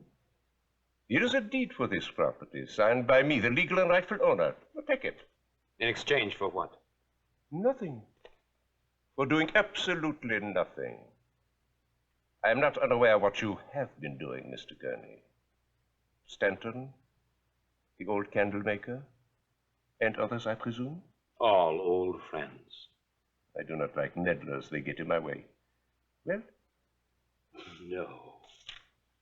But, Mr. Gurney, you have nothing to lose. And you have everything to lose. You're quite alone, you know. The old man died an accident. And Stanton? He will not lift a finger. You'll forgive me? You will regret this!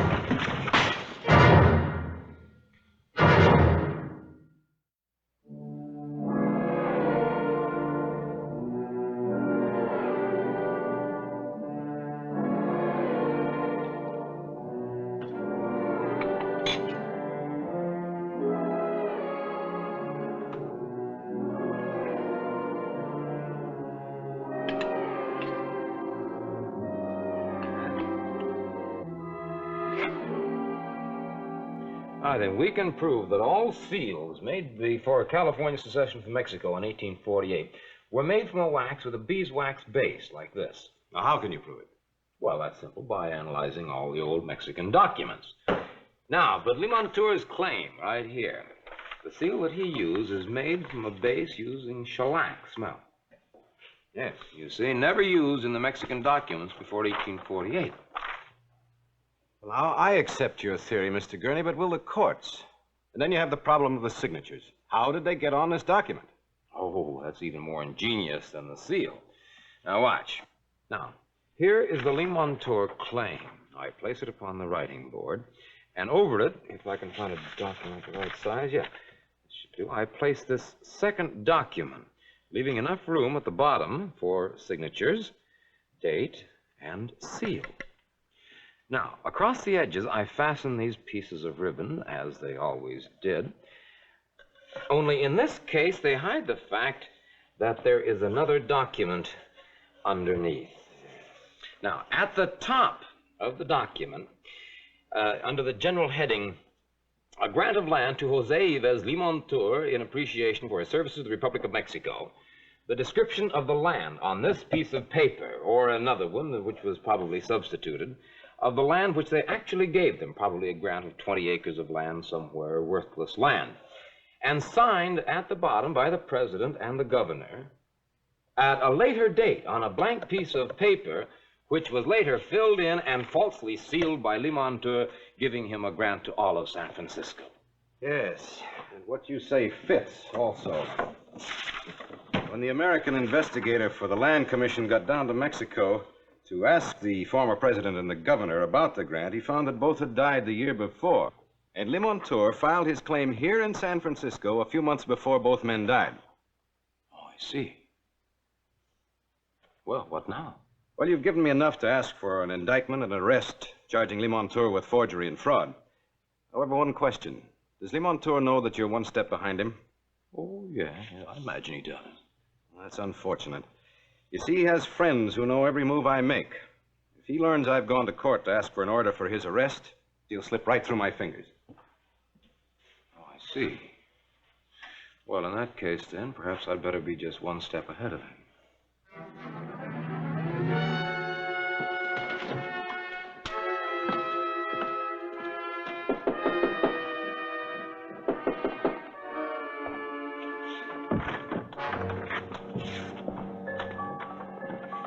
What's the matter? The court has issued an order for your arrest. Gurney. We had better get out. I have 2 horses saddled and waiting. Get my saddlebags.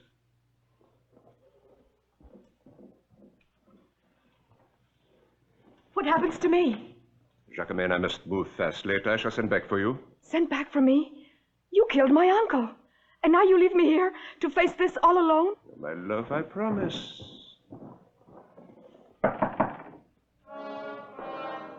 It can be the police, not so soon. My friend at the court said it would take hours. Answer it.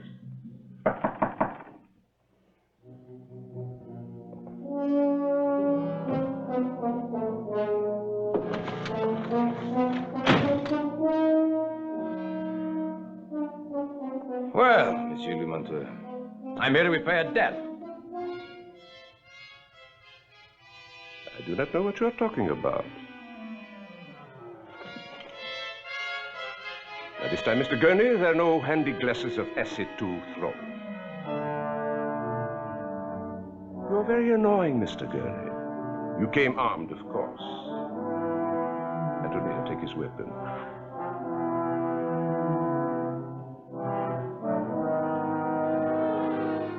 You won't have me shot, Limontour.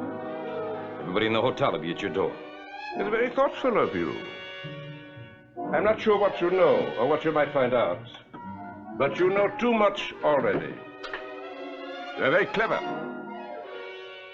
But you are also very penetrable.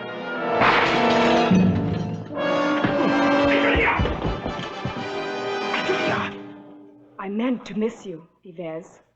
But I won't miss the second time. I just put the knife down, Yves. That's right. Well, it looks like you're not going anywhere, doesn't it? Let us all sit down and wait for your arrest, Yves.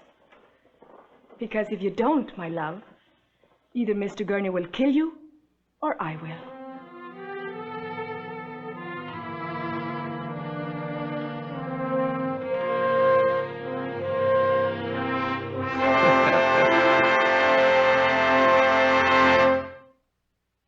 The Limontour conspirators stood trial, prosecuted by Edwin Stanton, who was later to be President Lincoln's Secretary of War. All were found guilty, and the city of San Francisco reverted to its original owner, the people.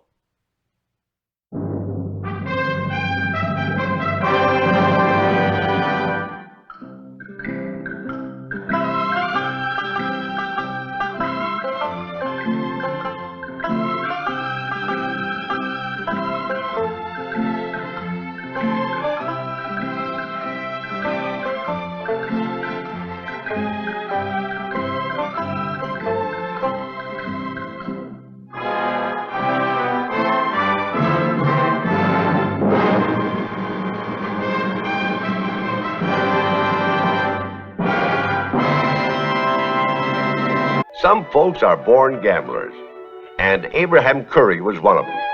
His family used to say that the first words Abe ever uttered was, "I betcha." And 43 years later, which is when we meet him, he is known as the man who'd bet on anything. This is Abe Curry's latest gamble, a tract of land called Eagle Ranch in the valley that lies just east of the Sierra Nevada mountains. For it, he has paid out the few $100s he had to his name. And now, in September of 1858, Abe Curry has hired a surveyor, Jerry Long, from a settlement up the valley to lay out a town site on this land. You can laugh, but within 10 years, this town will be as big as Sacramento. I'll lay you a bet. I've got no money to bet. Till you pay me what you owe me for this survey. I was wondering how you'd like to accept some town lots as a fee. Town lots? Here? Thanks. I'd rather have cash. I'll give you a whole block of land. Best block in town. The one that runs along the south side of the plaza. Be mighty valuable. Right next to the Capitol building. The what?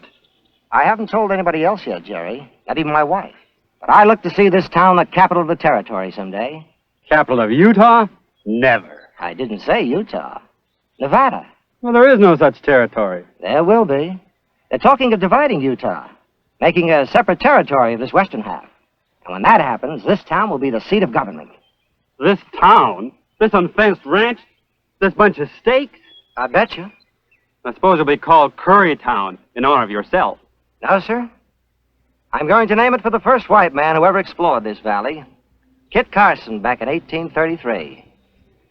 I'm going to call it Carson City.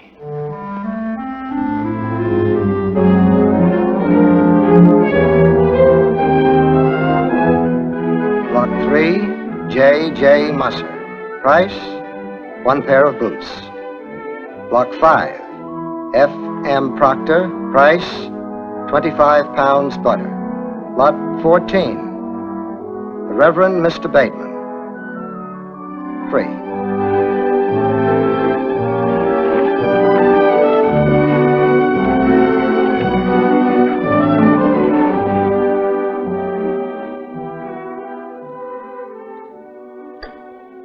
Two years ago, there weren't enough folks here to make up 3 sets of the dance. And guess what the population of Carson is now, Marianne?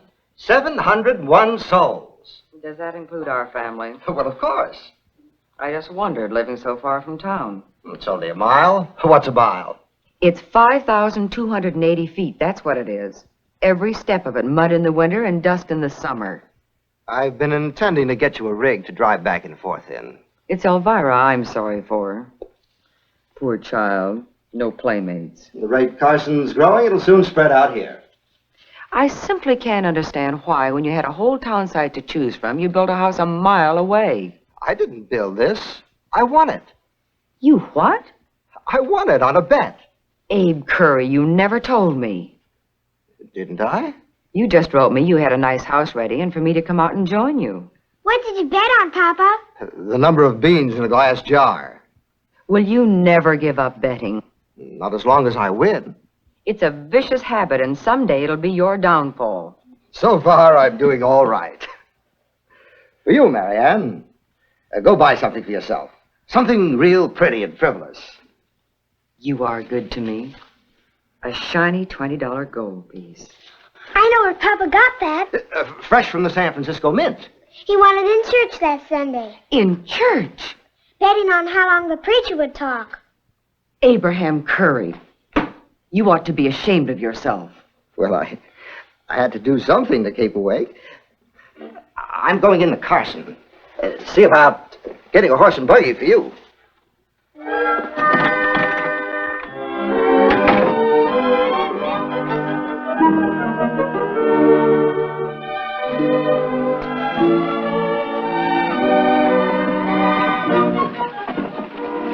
Hey, Curry.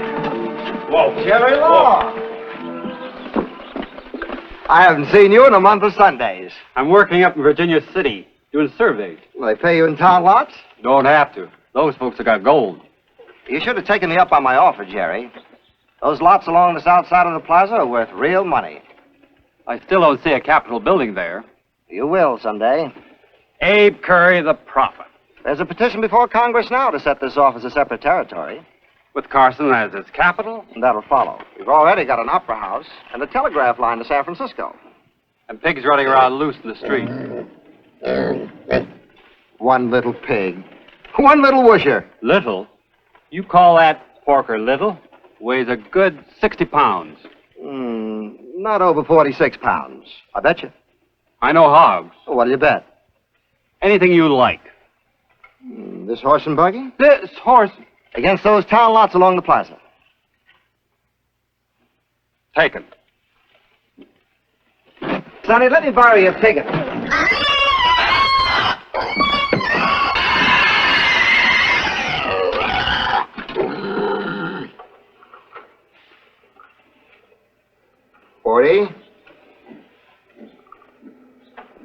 5. 46 pounds. I'll be darned. You win. Thanks. Nice rig for a lady.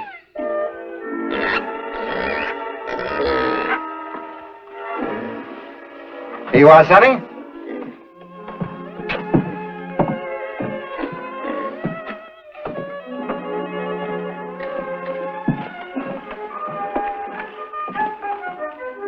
By the way, you needn't mention to Mrs. Curry how I came by it. Peter.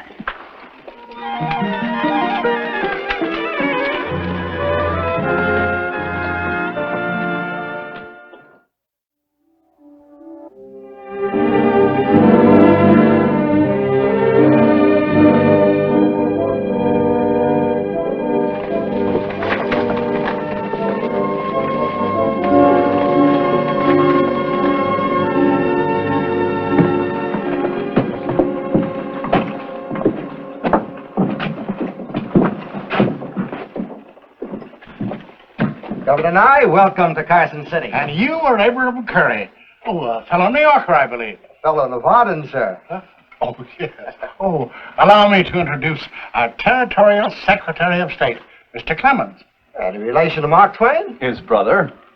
I regret that Carson City has no brass band, though we'd have had it out to greet you, gentlemen. Well, all we'd like at this point is a bath. Well, I'll take you down to Warm Springs, a little resort I'm developing near here. The water's wonderful. Well, that sounds most refreshing. And tonight, Mrs. Curry and I hope you'll do us the honor of dining with us at our home.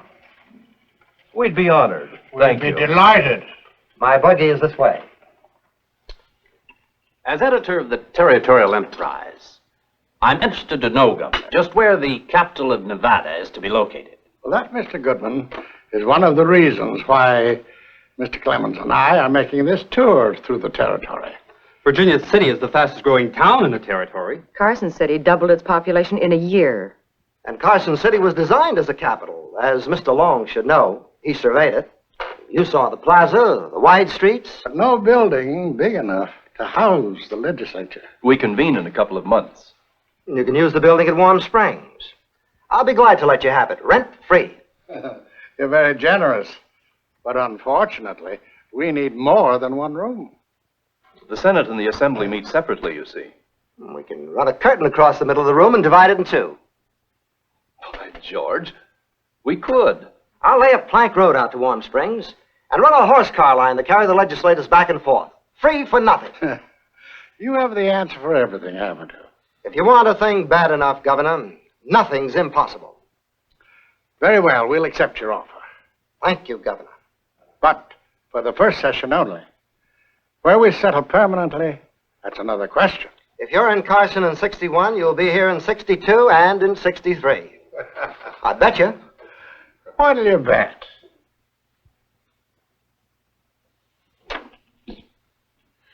Abram, that was my wedding present to you. Don't worry, my dear. It's perfectly safe.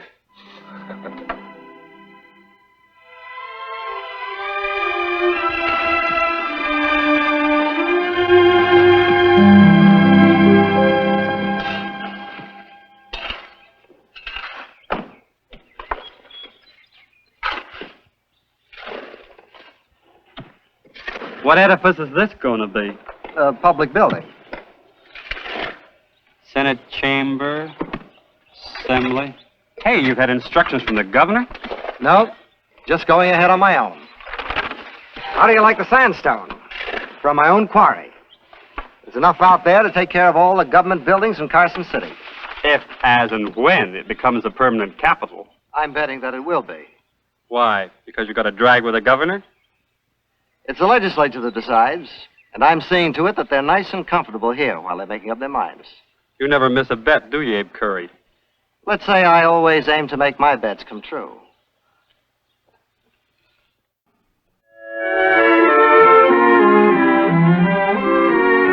What's the news? Assembly voted for moving the capital to Virginia City. The Senate is tied. This'll break Abe's heart. Those legislators sitting here for 3 years and the building he presented to them. Looks pretty good for Virginia City, but we haven't got it yet. There's still half the Senate holding out against the move. If it goes through, it'll be the first bet Abe Curry ever lost.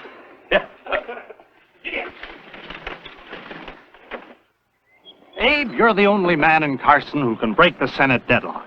Swing the opposition over. Is that what you're asking me to do? Virginia City has the population, it has the wealth. Oh, I don't deny that. I know how you feel about Carson. You founded the town. But we'll see to it that you lose nothing by the move. We'll guarantee you a contract to erect all the state buildings up there. And the stone from every one of them will come from your quarry. It ain't necessary to bribe me, Joe Goodman.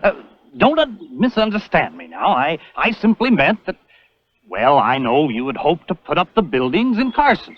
Not so much for the money in it as the honor. I love Carson City. Isn't Nevada more important than Carson City? Sure. Well, then do what's best for the state. Give your consent to have the capital move to its biggest and richest center. Very well. Here's my hand on it. Thank you. Thank you, sir. I'll inform the delegation.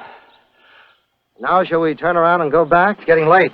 It'll be dark by the time we reach Carson. I can't tell you how grateful I am to you, Mr. Curry. Look, yonder, the town. Caught in the sunset. Looks like it was on fire, doesn't it? Buildings of shining gold. Funny what tricks the sun can play. Sir, release me from my promise. I can't keep it. What? Mr. Curry! I'm the father of that town. I brought it to life. I watched over it, helped it to grow. I can no more forsake it than I could forsake my own children. It really means that much to you? If I use my influence against Carson, I'll feel like a traitor for the rest of my life. In that case, I can do nothing but respect your wishes. I release you from your promise. Thank you, sir. The legislature's taking another poll tomorrow. Let's hope for everyone's sake they settle the matter quickly.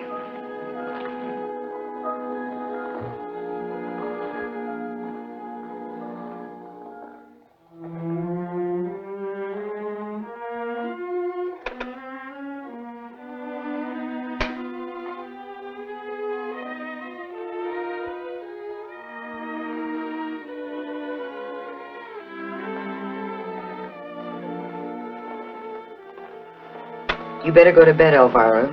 It may be hours before there's any news. Oh, it can't take them much longer. I've heard of juries that were hung for days. This isn't a jury, it's a state legislature. State. Sounds funny, doesn't it? How many states does that make altogether, Papa? 39. Time for bed, Elvira. Come on. Scat. Oh, Mama, please. Oh, let us stay up. We'll be hearing soon. I bet the word comes within 30 minutes. I bet you. Oh, Abe. Now, Mary Ann. What did I tell you? The deadlock's broken. They voted to stay. Carson City is the permanent capital of Nevada. Why, luck's hell, Mary Ann. This means you can go ahead with all your plans. What plans are those? For the public buildings I've always dreamed about. Way back when this was just a town on paper, I planned them. There'll be a Capitol building on the plaza, made of stone, with a shining dome. And across from it, a courthouse. And on a block I set aside in town, a building that Nevada needs for all the gold and silver taken from its mines. A branch of the United States Mint.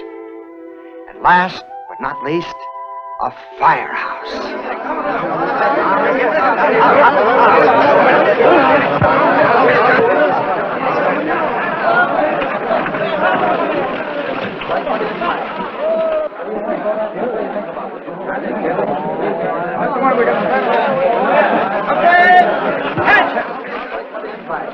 All right, Elvira. Watch out you don't spill it all over your dress now.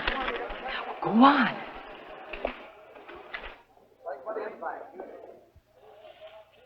I christen thee the Curry Engine.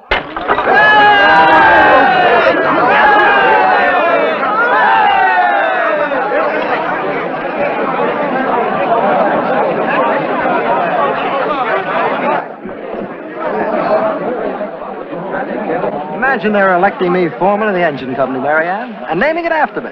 I don't know why not. After all, you built the engine house, you donated the engine, and you even supplied all the uniforms. They elected me in perpetuity, Marianne, for as long as I live. Darling, I really believe you're more pleased to be foreman of this engine company than being director of the Carson City Mint. Sure I am. Mint job, that's just a political appointment from Washington. This is an honor conferred on me by the citizens of Carson. Hello, Jerry. Hey, Mrs. Curry, Elvira. Down to Carson for the celebration? Is this the best the capital of Nevada can afford? What do you mean? This fabbing little tea kettle. Well, I'll have you know that's the famous Knickerbocker engine of San Francisco. And just rechristened in Father's name. A hand pumper. And plenty of men proud to pump it. You should see what we just bought for Virginia City. The newest thing in steam engines. I'll take an engine that's already proved itself. Got a fine record of firefighting. Ours can establish a record any time it wants to. I'll lay you a little bet. Abe. I bet you can't run your fancy new engine for 12 hours straight. How much you put up? $100? Take it. Done. Hey, you boys from Virginia City. Abe Curry here has just bet me $100 that our engine can't keep going for 12 hours without stopping. I'll take on every one of you. You're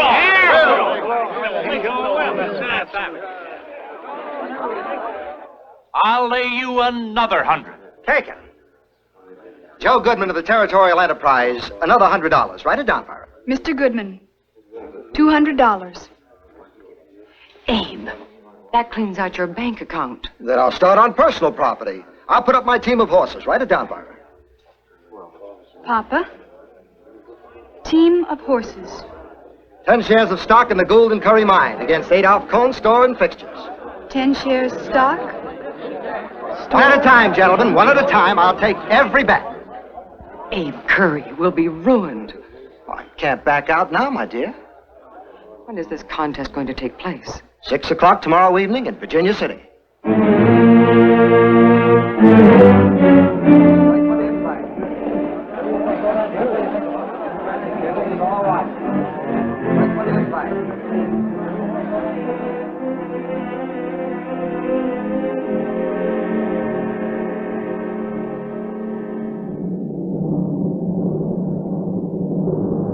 $6. Let her go.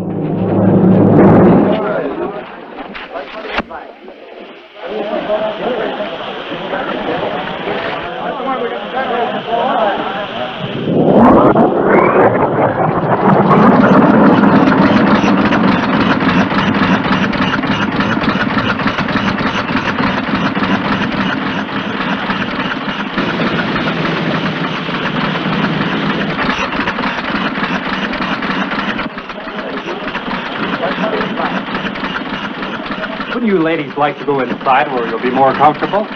This is going to be an all-night affair, you know. Thank you. We want watch. There'll be nothing to see for the next 12 hours, for what you're seeing now. Maybe.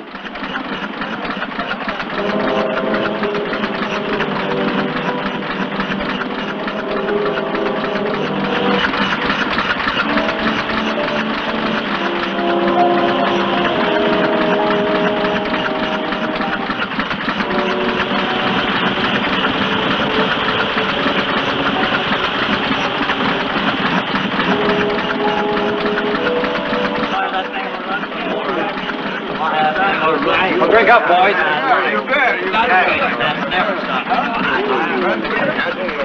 Engine purring away like a kitten. Yeah, and it'll keep going, too. Sure will. You know that thing will never going to stop. Poor old Abe.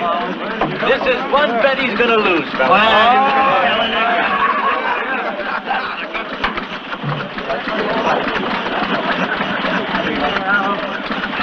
Keep her going slow. We've still got 8 hours to go.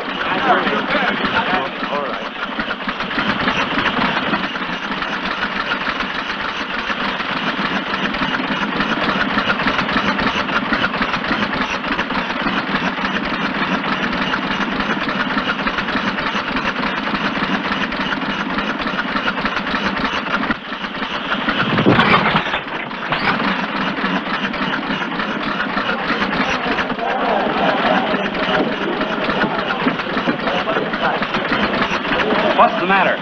Give her more steam. What's as hot as it can get. Here, use this. bacon. That'll do it.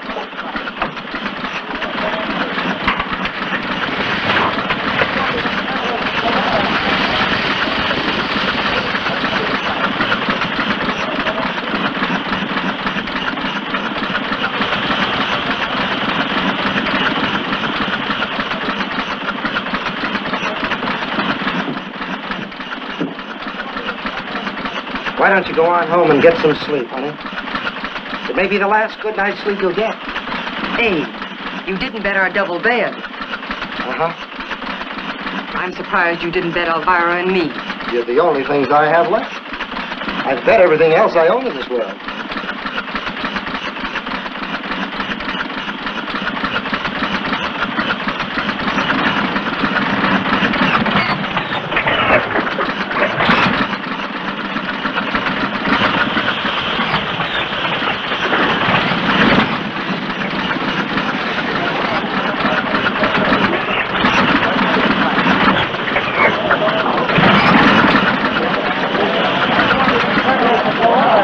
Marianne, it's beginning to weaken.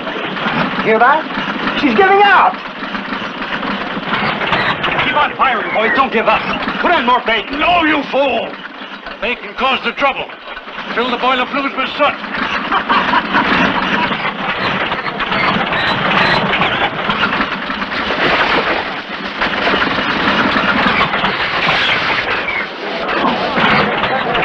It's shaking like it had chills and fever.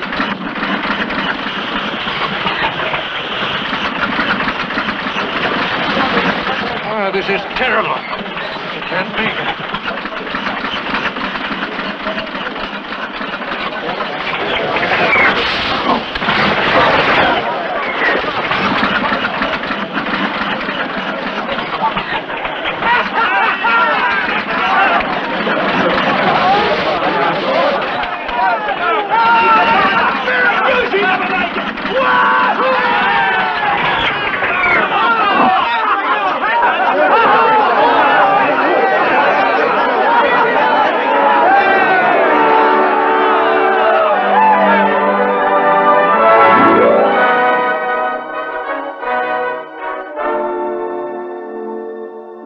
Well, quite a haul.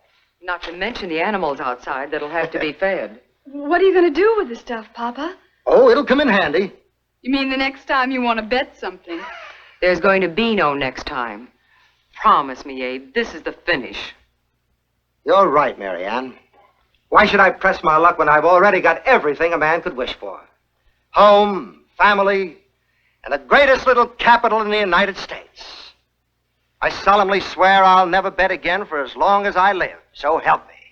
Oh, Abe, darling. Now, Papa, you know very well you'll never be able to keep such a promise. Want to bet?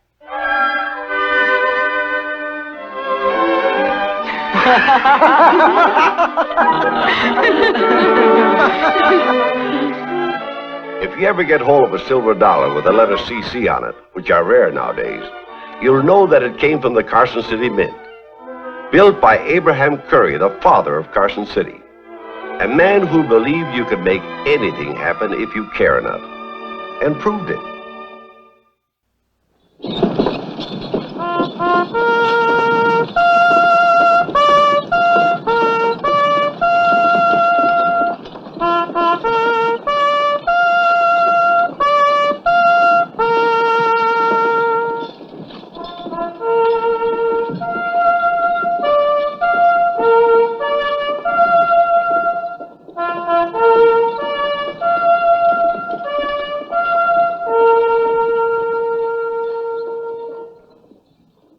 Sure you've heard of Lady Godiva, who according to legend rode naked through the streets of Coventry. The hero of our story tonight is a man, a young newspaper reporter by the name of Sam Swift. And the streets are those of a western city in the early 1900s. But you'll soon see why Sam became known as Mr. Godiva.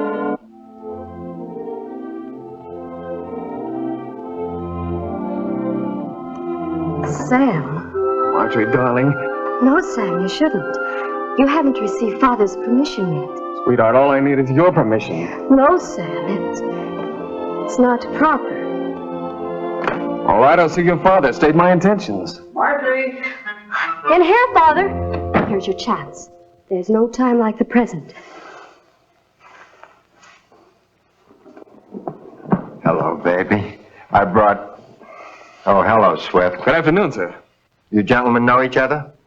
Mr. Norman Cates of the Sierra National Bank. Sam Swift. Of the Daily Bulletin. How do you do? Oh, Norman, did you drive Father home in your new Pierce Arrow? Why, yes, I did. I'd love to see it. Will you show it to me? I'd be delighted. Excuse us. Oh, Father, Sam has something to ask you. Come on, Norman.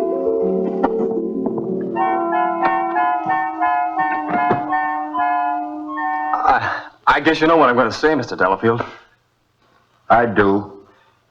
I hope I have your permission, sir. You don't. I don't. Until I'm clear on a few points. What are your prospects, Swift? Of persuading her? Good. Of supporting her? Oh, well, I'll do my best, sir. Let's see. The newspaper reporter you make $25 a week, isn't it? 30, sir. That table you're sitting on costs 20 times as much. Furnishings in this room alone represent many thousands of dollars, and there are 19 other rooms in the house. Well, surely, sir. You don't expect a young son-in-law to provide a setup like this. No, but I'd want the assurance that he could someday. Well, a fellow like Norman Cates has prospects. He's heading for the presidency of his bank. Well, if it's money you want, I'll make it, plenty of it. That isn't as easy as it sounds. I don't agree, sir. Money's one of the easiest things in the world to come by. You started with nothing. You were a hard rock miner in Virginia City. I know your whole story. It's on file in the morgue over at the Bulletin. And apparently you're not impressed. On the contrary. It just bears out my belief that in this country of ours, all a man needs is a little imagination, some enterprise, and he can become rich practically overnight. It has taken me my entire life to accumulate a fortune. You have no idea, Mr. Delafield, I'll bet you that I can start out tomorrow with absolutely nothing. Not a penny to my name, not a stitch on my back. Naked? Naked. And in 3 days... You'd be arrested in 3 minutes for indecent exposure. Let me finish. In 3 days, I can earn enough by my own honest efforts to wear an Antonio suit like yours. Eat in the finest restaurant in town. Drive a Winton automobile and $1,000 in the bank. Say that again.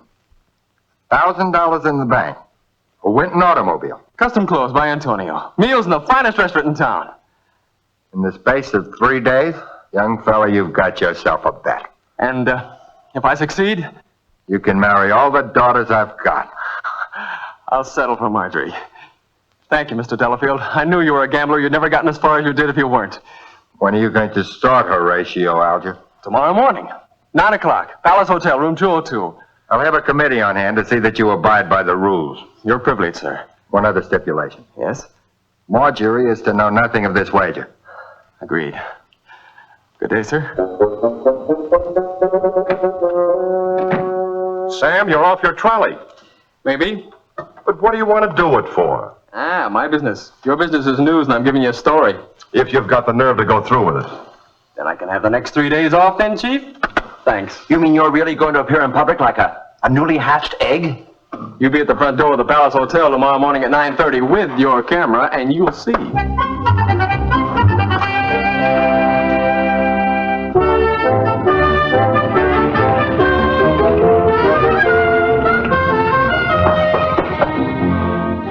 in. Mr. Swift? Ah, Mr. Delafield's committee. Good morning, gentlemen. Good morning. Allow me to introduce Judge Downey. How to do, sir? Dr. Wright here. Dr. Ryder. How do you know? My name is Bascom. I'm the manager of this hotel. How do you do? Well, gentlemen, I think you're 5 minutes early, or else my watch is slow. Oh, Mr. Bascom. Yeah? You'd be kind enough to do me the favor of keeping this in the hotel safe? Yes. And my wallet? There's $3 there. Now, you gentlemen all know the conditions of the agreement? We do. Well, I may as well get started. This won't take long. How's the weather outside? Thermometer read 52 this morning. Any people on the street? Not too many. There will be. Well, gentlemen, I'm ready for the inspection, and you will have your admission fee ready. Admission? Certainly. You don't think you're going to see me for nothing, do you? Cost each of you 4 bets. 50 cents? Mr. Delafield never mentioned this. No. An oversight on his part. We can't inspect him without looking. And we can't look without paying. So, I guess we may as well pay. There you are, sir. Smile. Thank you. Thanks, Murray. Thank you. All right, gentlemen. How about it, Doc? Naked as the day you were born. Judge? Verdict, naked. Mr. Bascom? September morn himself. Thank you, gentlemen. I'll be with you in a second.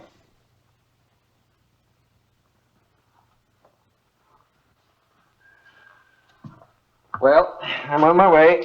Hey, you're not naked. Well, I was. You testified to that. That's right. He did start out naked. You are stealing one of our towels. I am renting this towel from the hotel, sir, for 25 cents. Money which I honestly earned. Another stipulation of my agreement with Mr. Delafield. Well, pardon me. Good day, gentlemen.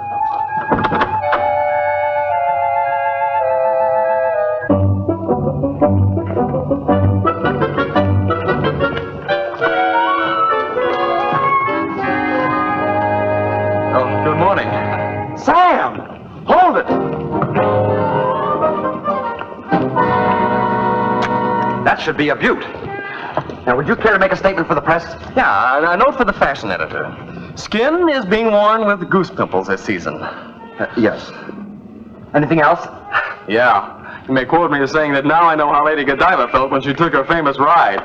See you, Ernie.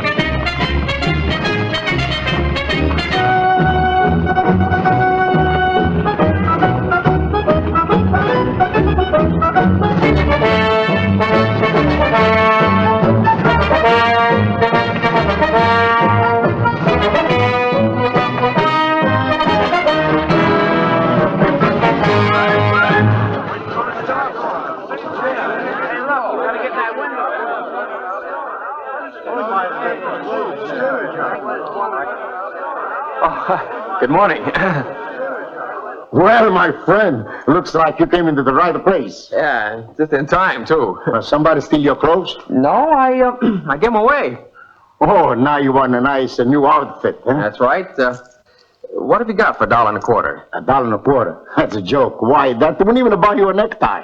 That's all I've got to spend. Well, then, my friend, you came to the wrong place. This is high-class tailor shop. Well, if you have no suit within my price range, I'll have to make my own.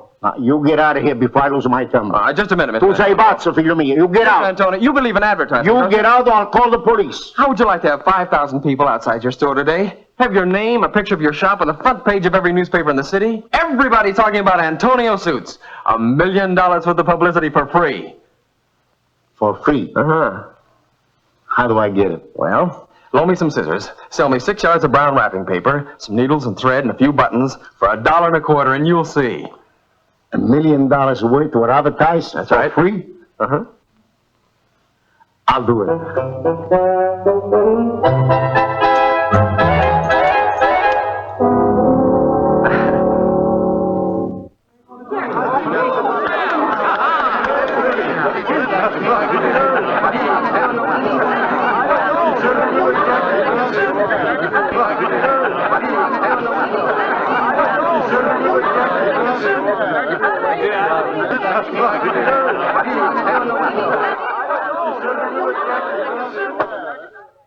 Sam Swift, as he emerged from the Palace Hotel this morning to brave the asphalt streets, chilly weather, city cops, and the hazards of traffic.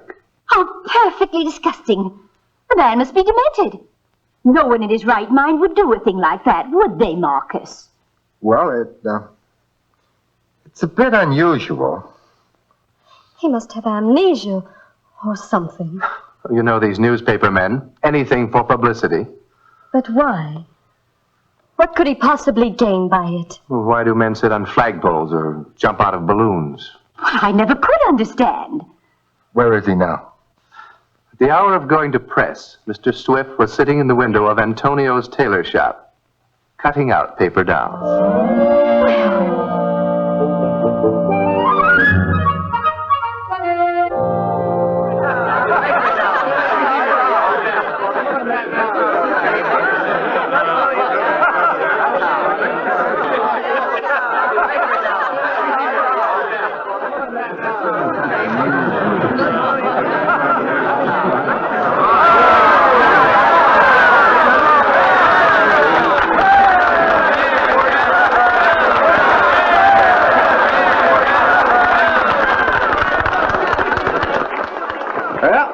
How's this for a suit made out of paper? What do you think, huh?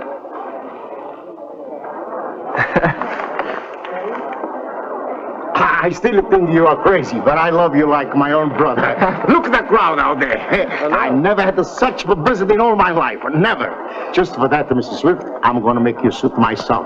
The best suit in the house. Real good. Well, I still haven't got a cent to my name, Mr. Antonio. That's for free, no charge. That's what I've been waiting to hear. I'll be in for it tomorrow. I'll be ready for you. Good. Oh, take care of my towel for me, will you? Sure. What are you going to do now?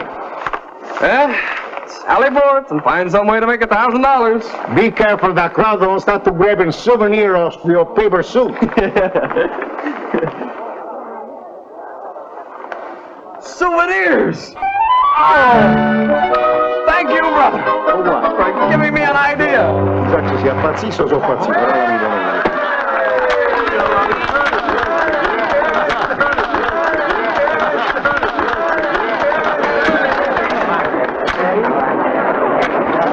I left the front page, Ernie. Did you? Take a look at this. What, you want me to autograph this paper as a souvenir of the occasion? Why, certainly, sir. Happy to do it.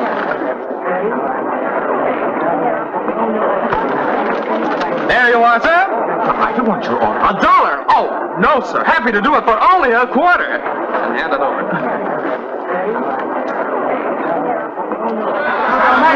Oh, one at a time, folks. Okay, don't push.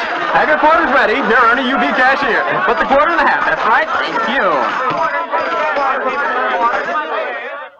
Sam, you really cleaned up. Mr. Swift, the lay grande. You're a financial genius. Oh, now, Sam, you're not going to carry all this money around with you, are you? No, I'm going to put it in the bank. I know exactly the right one, the Sierra National. I take it to Mr. Norman Cates, assistant manager in charge of new accounts. He made me the laughingstock of the entire bank, standing there barefooted and with that ridiculous paper suit. I shall never live it down.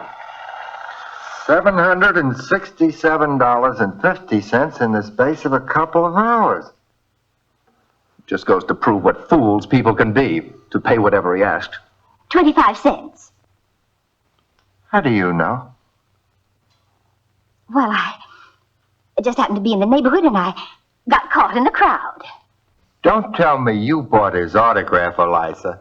Well, I don't think it's funny. I don't think any of it's funny. The boy's a financial wizard. He's a cheap exhibitionist. If you pardon me, sir. I agree with Mr. Cates. To think that he'd been in this house, in this very room. Why, yes. Calling upon Marjorie. Well, whoever put him up to this ought to be ashamed of himself. His editor, most likely, to boost sales. Father, call the Bulletin up and tell them just what you think of them. That it's yellow journalism. You bought a paper yourself, my dear.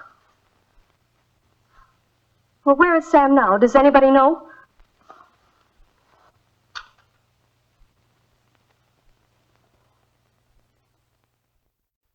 Hi, Chief. What's the latest? He's in the park. Cooking himself some supper. Says he's going to spend the night there, on a bench.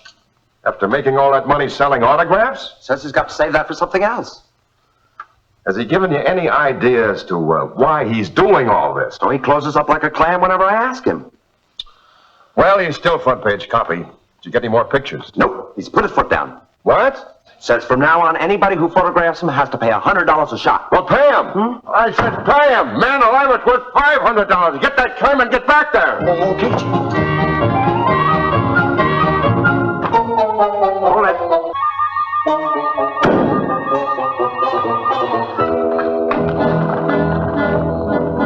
Here you are. 20, 40, 60, 80, 100. Thank you. Every little bit helps. Need any more pictures? Look me up. Yes, I'll call it a day. Mrs. Smith, Mrs. Smith. I am Pierre de Chinon, a friend of Monsieur Antonio. Oh, yes. How do you do? I own Maxime's restaurant on Front Street. You know the place? Sure, everybody does. The finest restaurant in town. Suppose they can afford it. Monsieur Smith, I would be most happy if you would be the guest of Maxime's. Well, thank you, but I've already had my supper, beans and bacon. Tomorrow, then. And the next day. And the day after that. Monsieur Swift, you shall have carte blanche at Maxime's any time you wish. I won't have to eat in the window. No, Monsieur Swift. I shall give you the best table, and I shall tell everybody Maxime's is where Sam Swift, the nature man, eats. They will fight for reservations. They will want their menus autographed. Oh, no more autographs. You will come then without autographs? Oh, I'd be delighted. Thank you, Mr. Swift. And now I go to tell my chef to create a new dish named for you. Bye. Make it spare ribs, a la Godiva. Now, Sam, what is all this about? Come on, break down. What's the reason behind all this? Well, I told you. I'm trying to prove that America is the land of opportunity. All right, but what's your reason?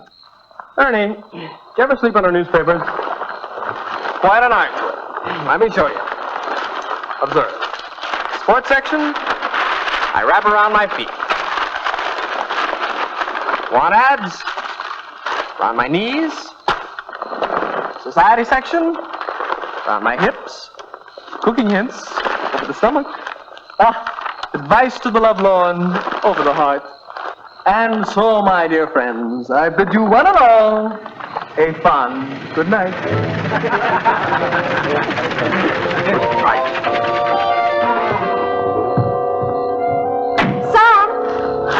Marjorie! I'm not where you were. I asked a policeman. What, do you think it's proper to visit a man in his bedroom? Sam, this joke has gone far enough. Nobody has a right to exploit you like this. I'm not being exploited. You're coming back with me right now. Back where? Why, to our house, where you can have a good hot bath and some dinner. Father will... So your father sent you? Well, no, You tell your father for me I'm not calling my dogs off, understand? I've come this far in this thing, I'm seeing it through. Sam, dear. And don't you try to tempt me. Sam, listen to me, please. Norman's waiting right over there with his automobile. He'll drive you. Norman, now I know it's a plot to put me out of the running. I'm not budging. You are an exhibitionist of the most vulgar sort. You just want to make the headlines, bask in the limelight. Well, I think it's disgusting. Brave to death out here. Get yourself arrested. I don't care. I hope I never see or hear of you again. You eccentric. Marjorie!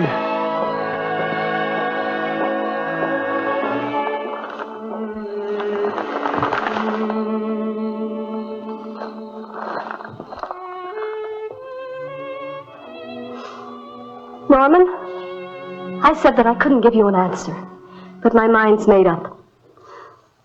I will marry you. Oh, Marjorie.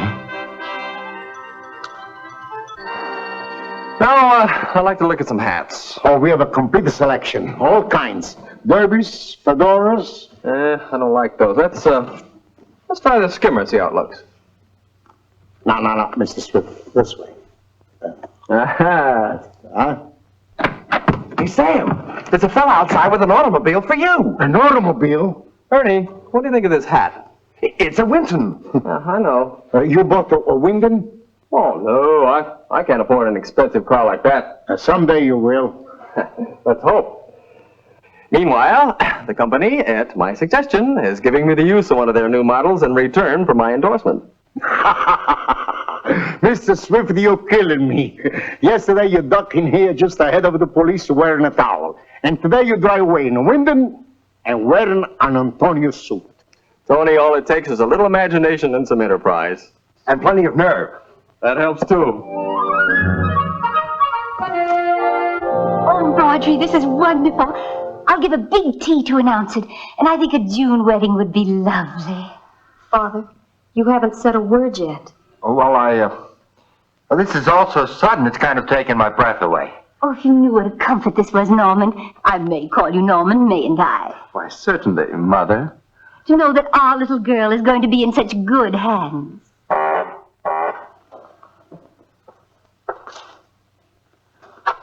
It's Sam. I won't see him. I'll tell the butler to refuse him. We're not at home. No, I've got to see him. Then you can see him alone. Yes, I do not care to have any further words with him. Come, dear. Now, look, you can't leave me to face him all by myself. Why? Well, it wouldn't be good manners for you all to walk out. I hardly think Mr. Swift would be concerned with manners. But you don't understand. Hello, everybody. Well, I made it, Mr. Delafield, and faster than I thought I would, too. 30 hours instead of 3 days. You have clothes on. A genuine Antonio. And $1,000 in the bank, and a Winton at the curb. A Winton? Yes. I prefer it to the Pierce Herald.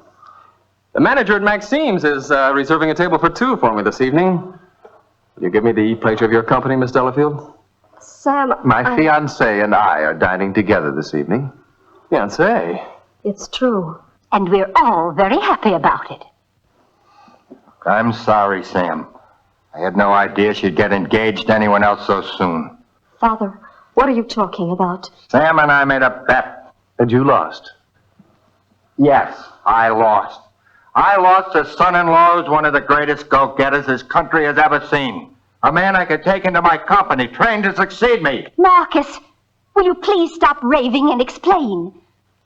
Sam bet me that he could start with nothing, but nothing, and end up in 3 days like this. And the stakes? Permission to court you. Marcus, how could you?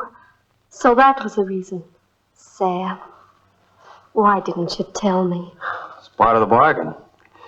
Well, my congratulations to you both. Thank you. I hope you'll be very happy. Sam, wait! Let him go, Marjorie. Let him go. Why would you have done what he did? Go through what he has just to win me? You know you wouldn't. You wouldn't even appear on the street without a necktie. Sam!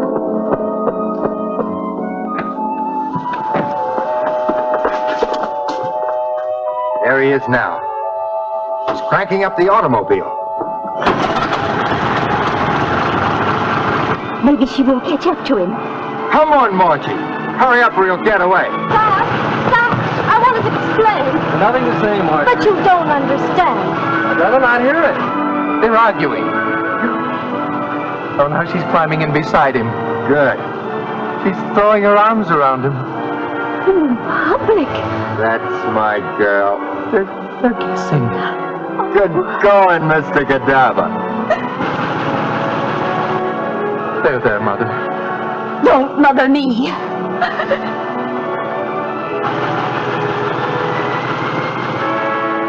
And the moral of this story is, if you want a thing badly enough in a country like ours, there's generally some way of getting it honestly.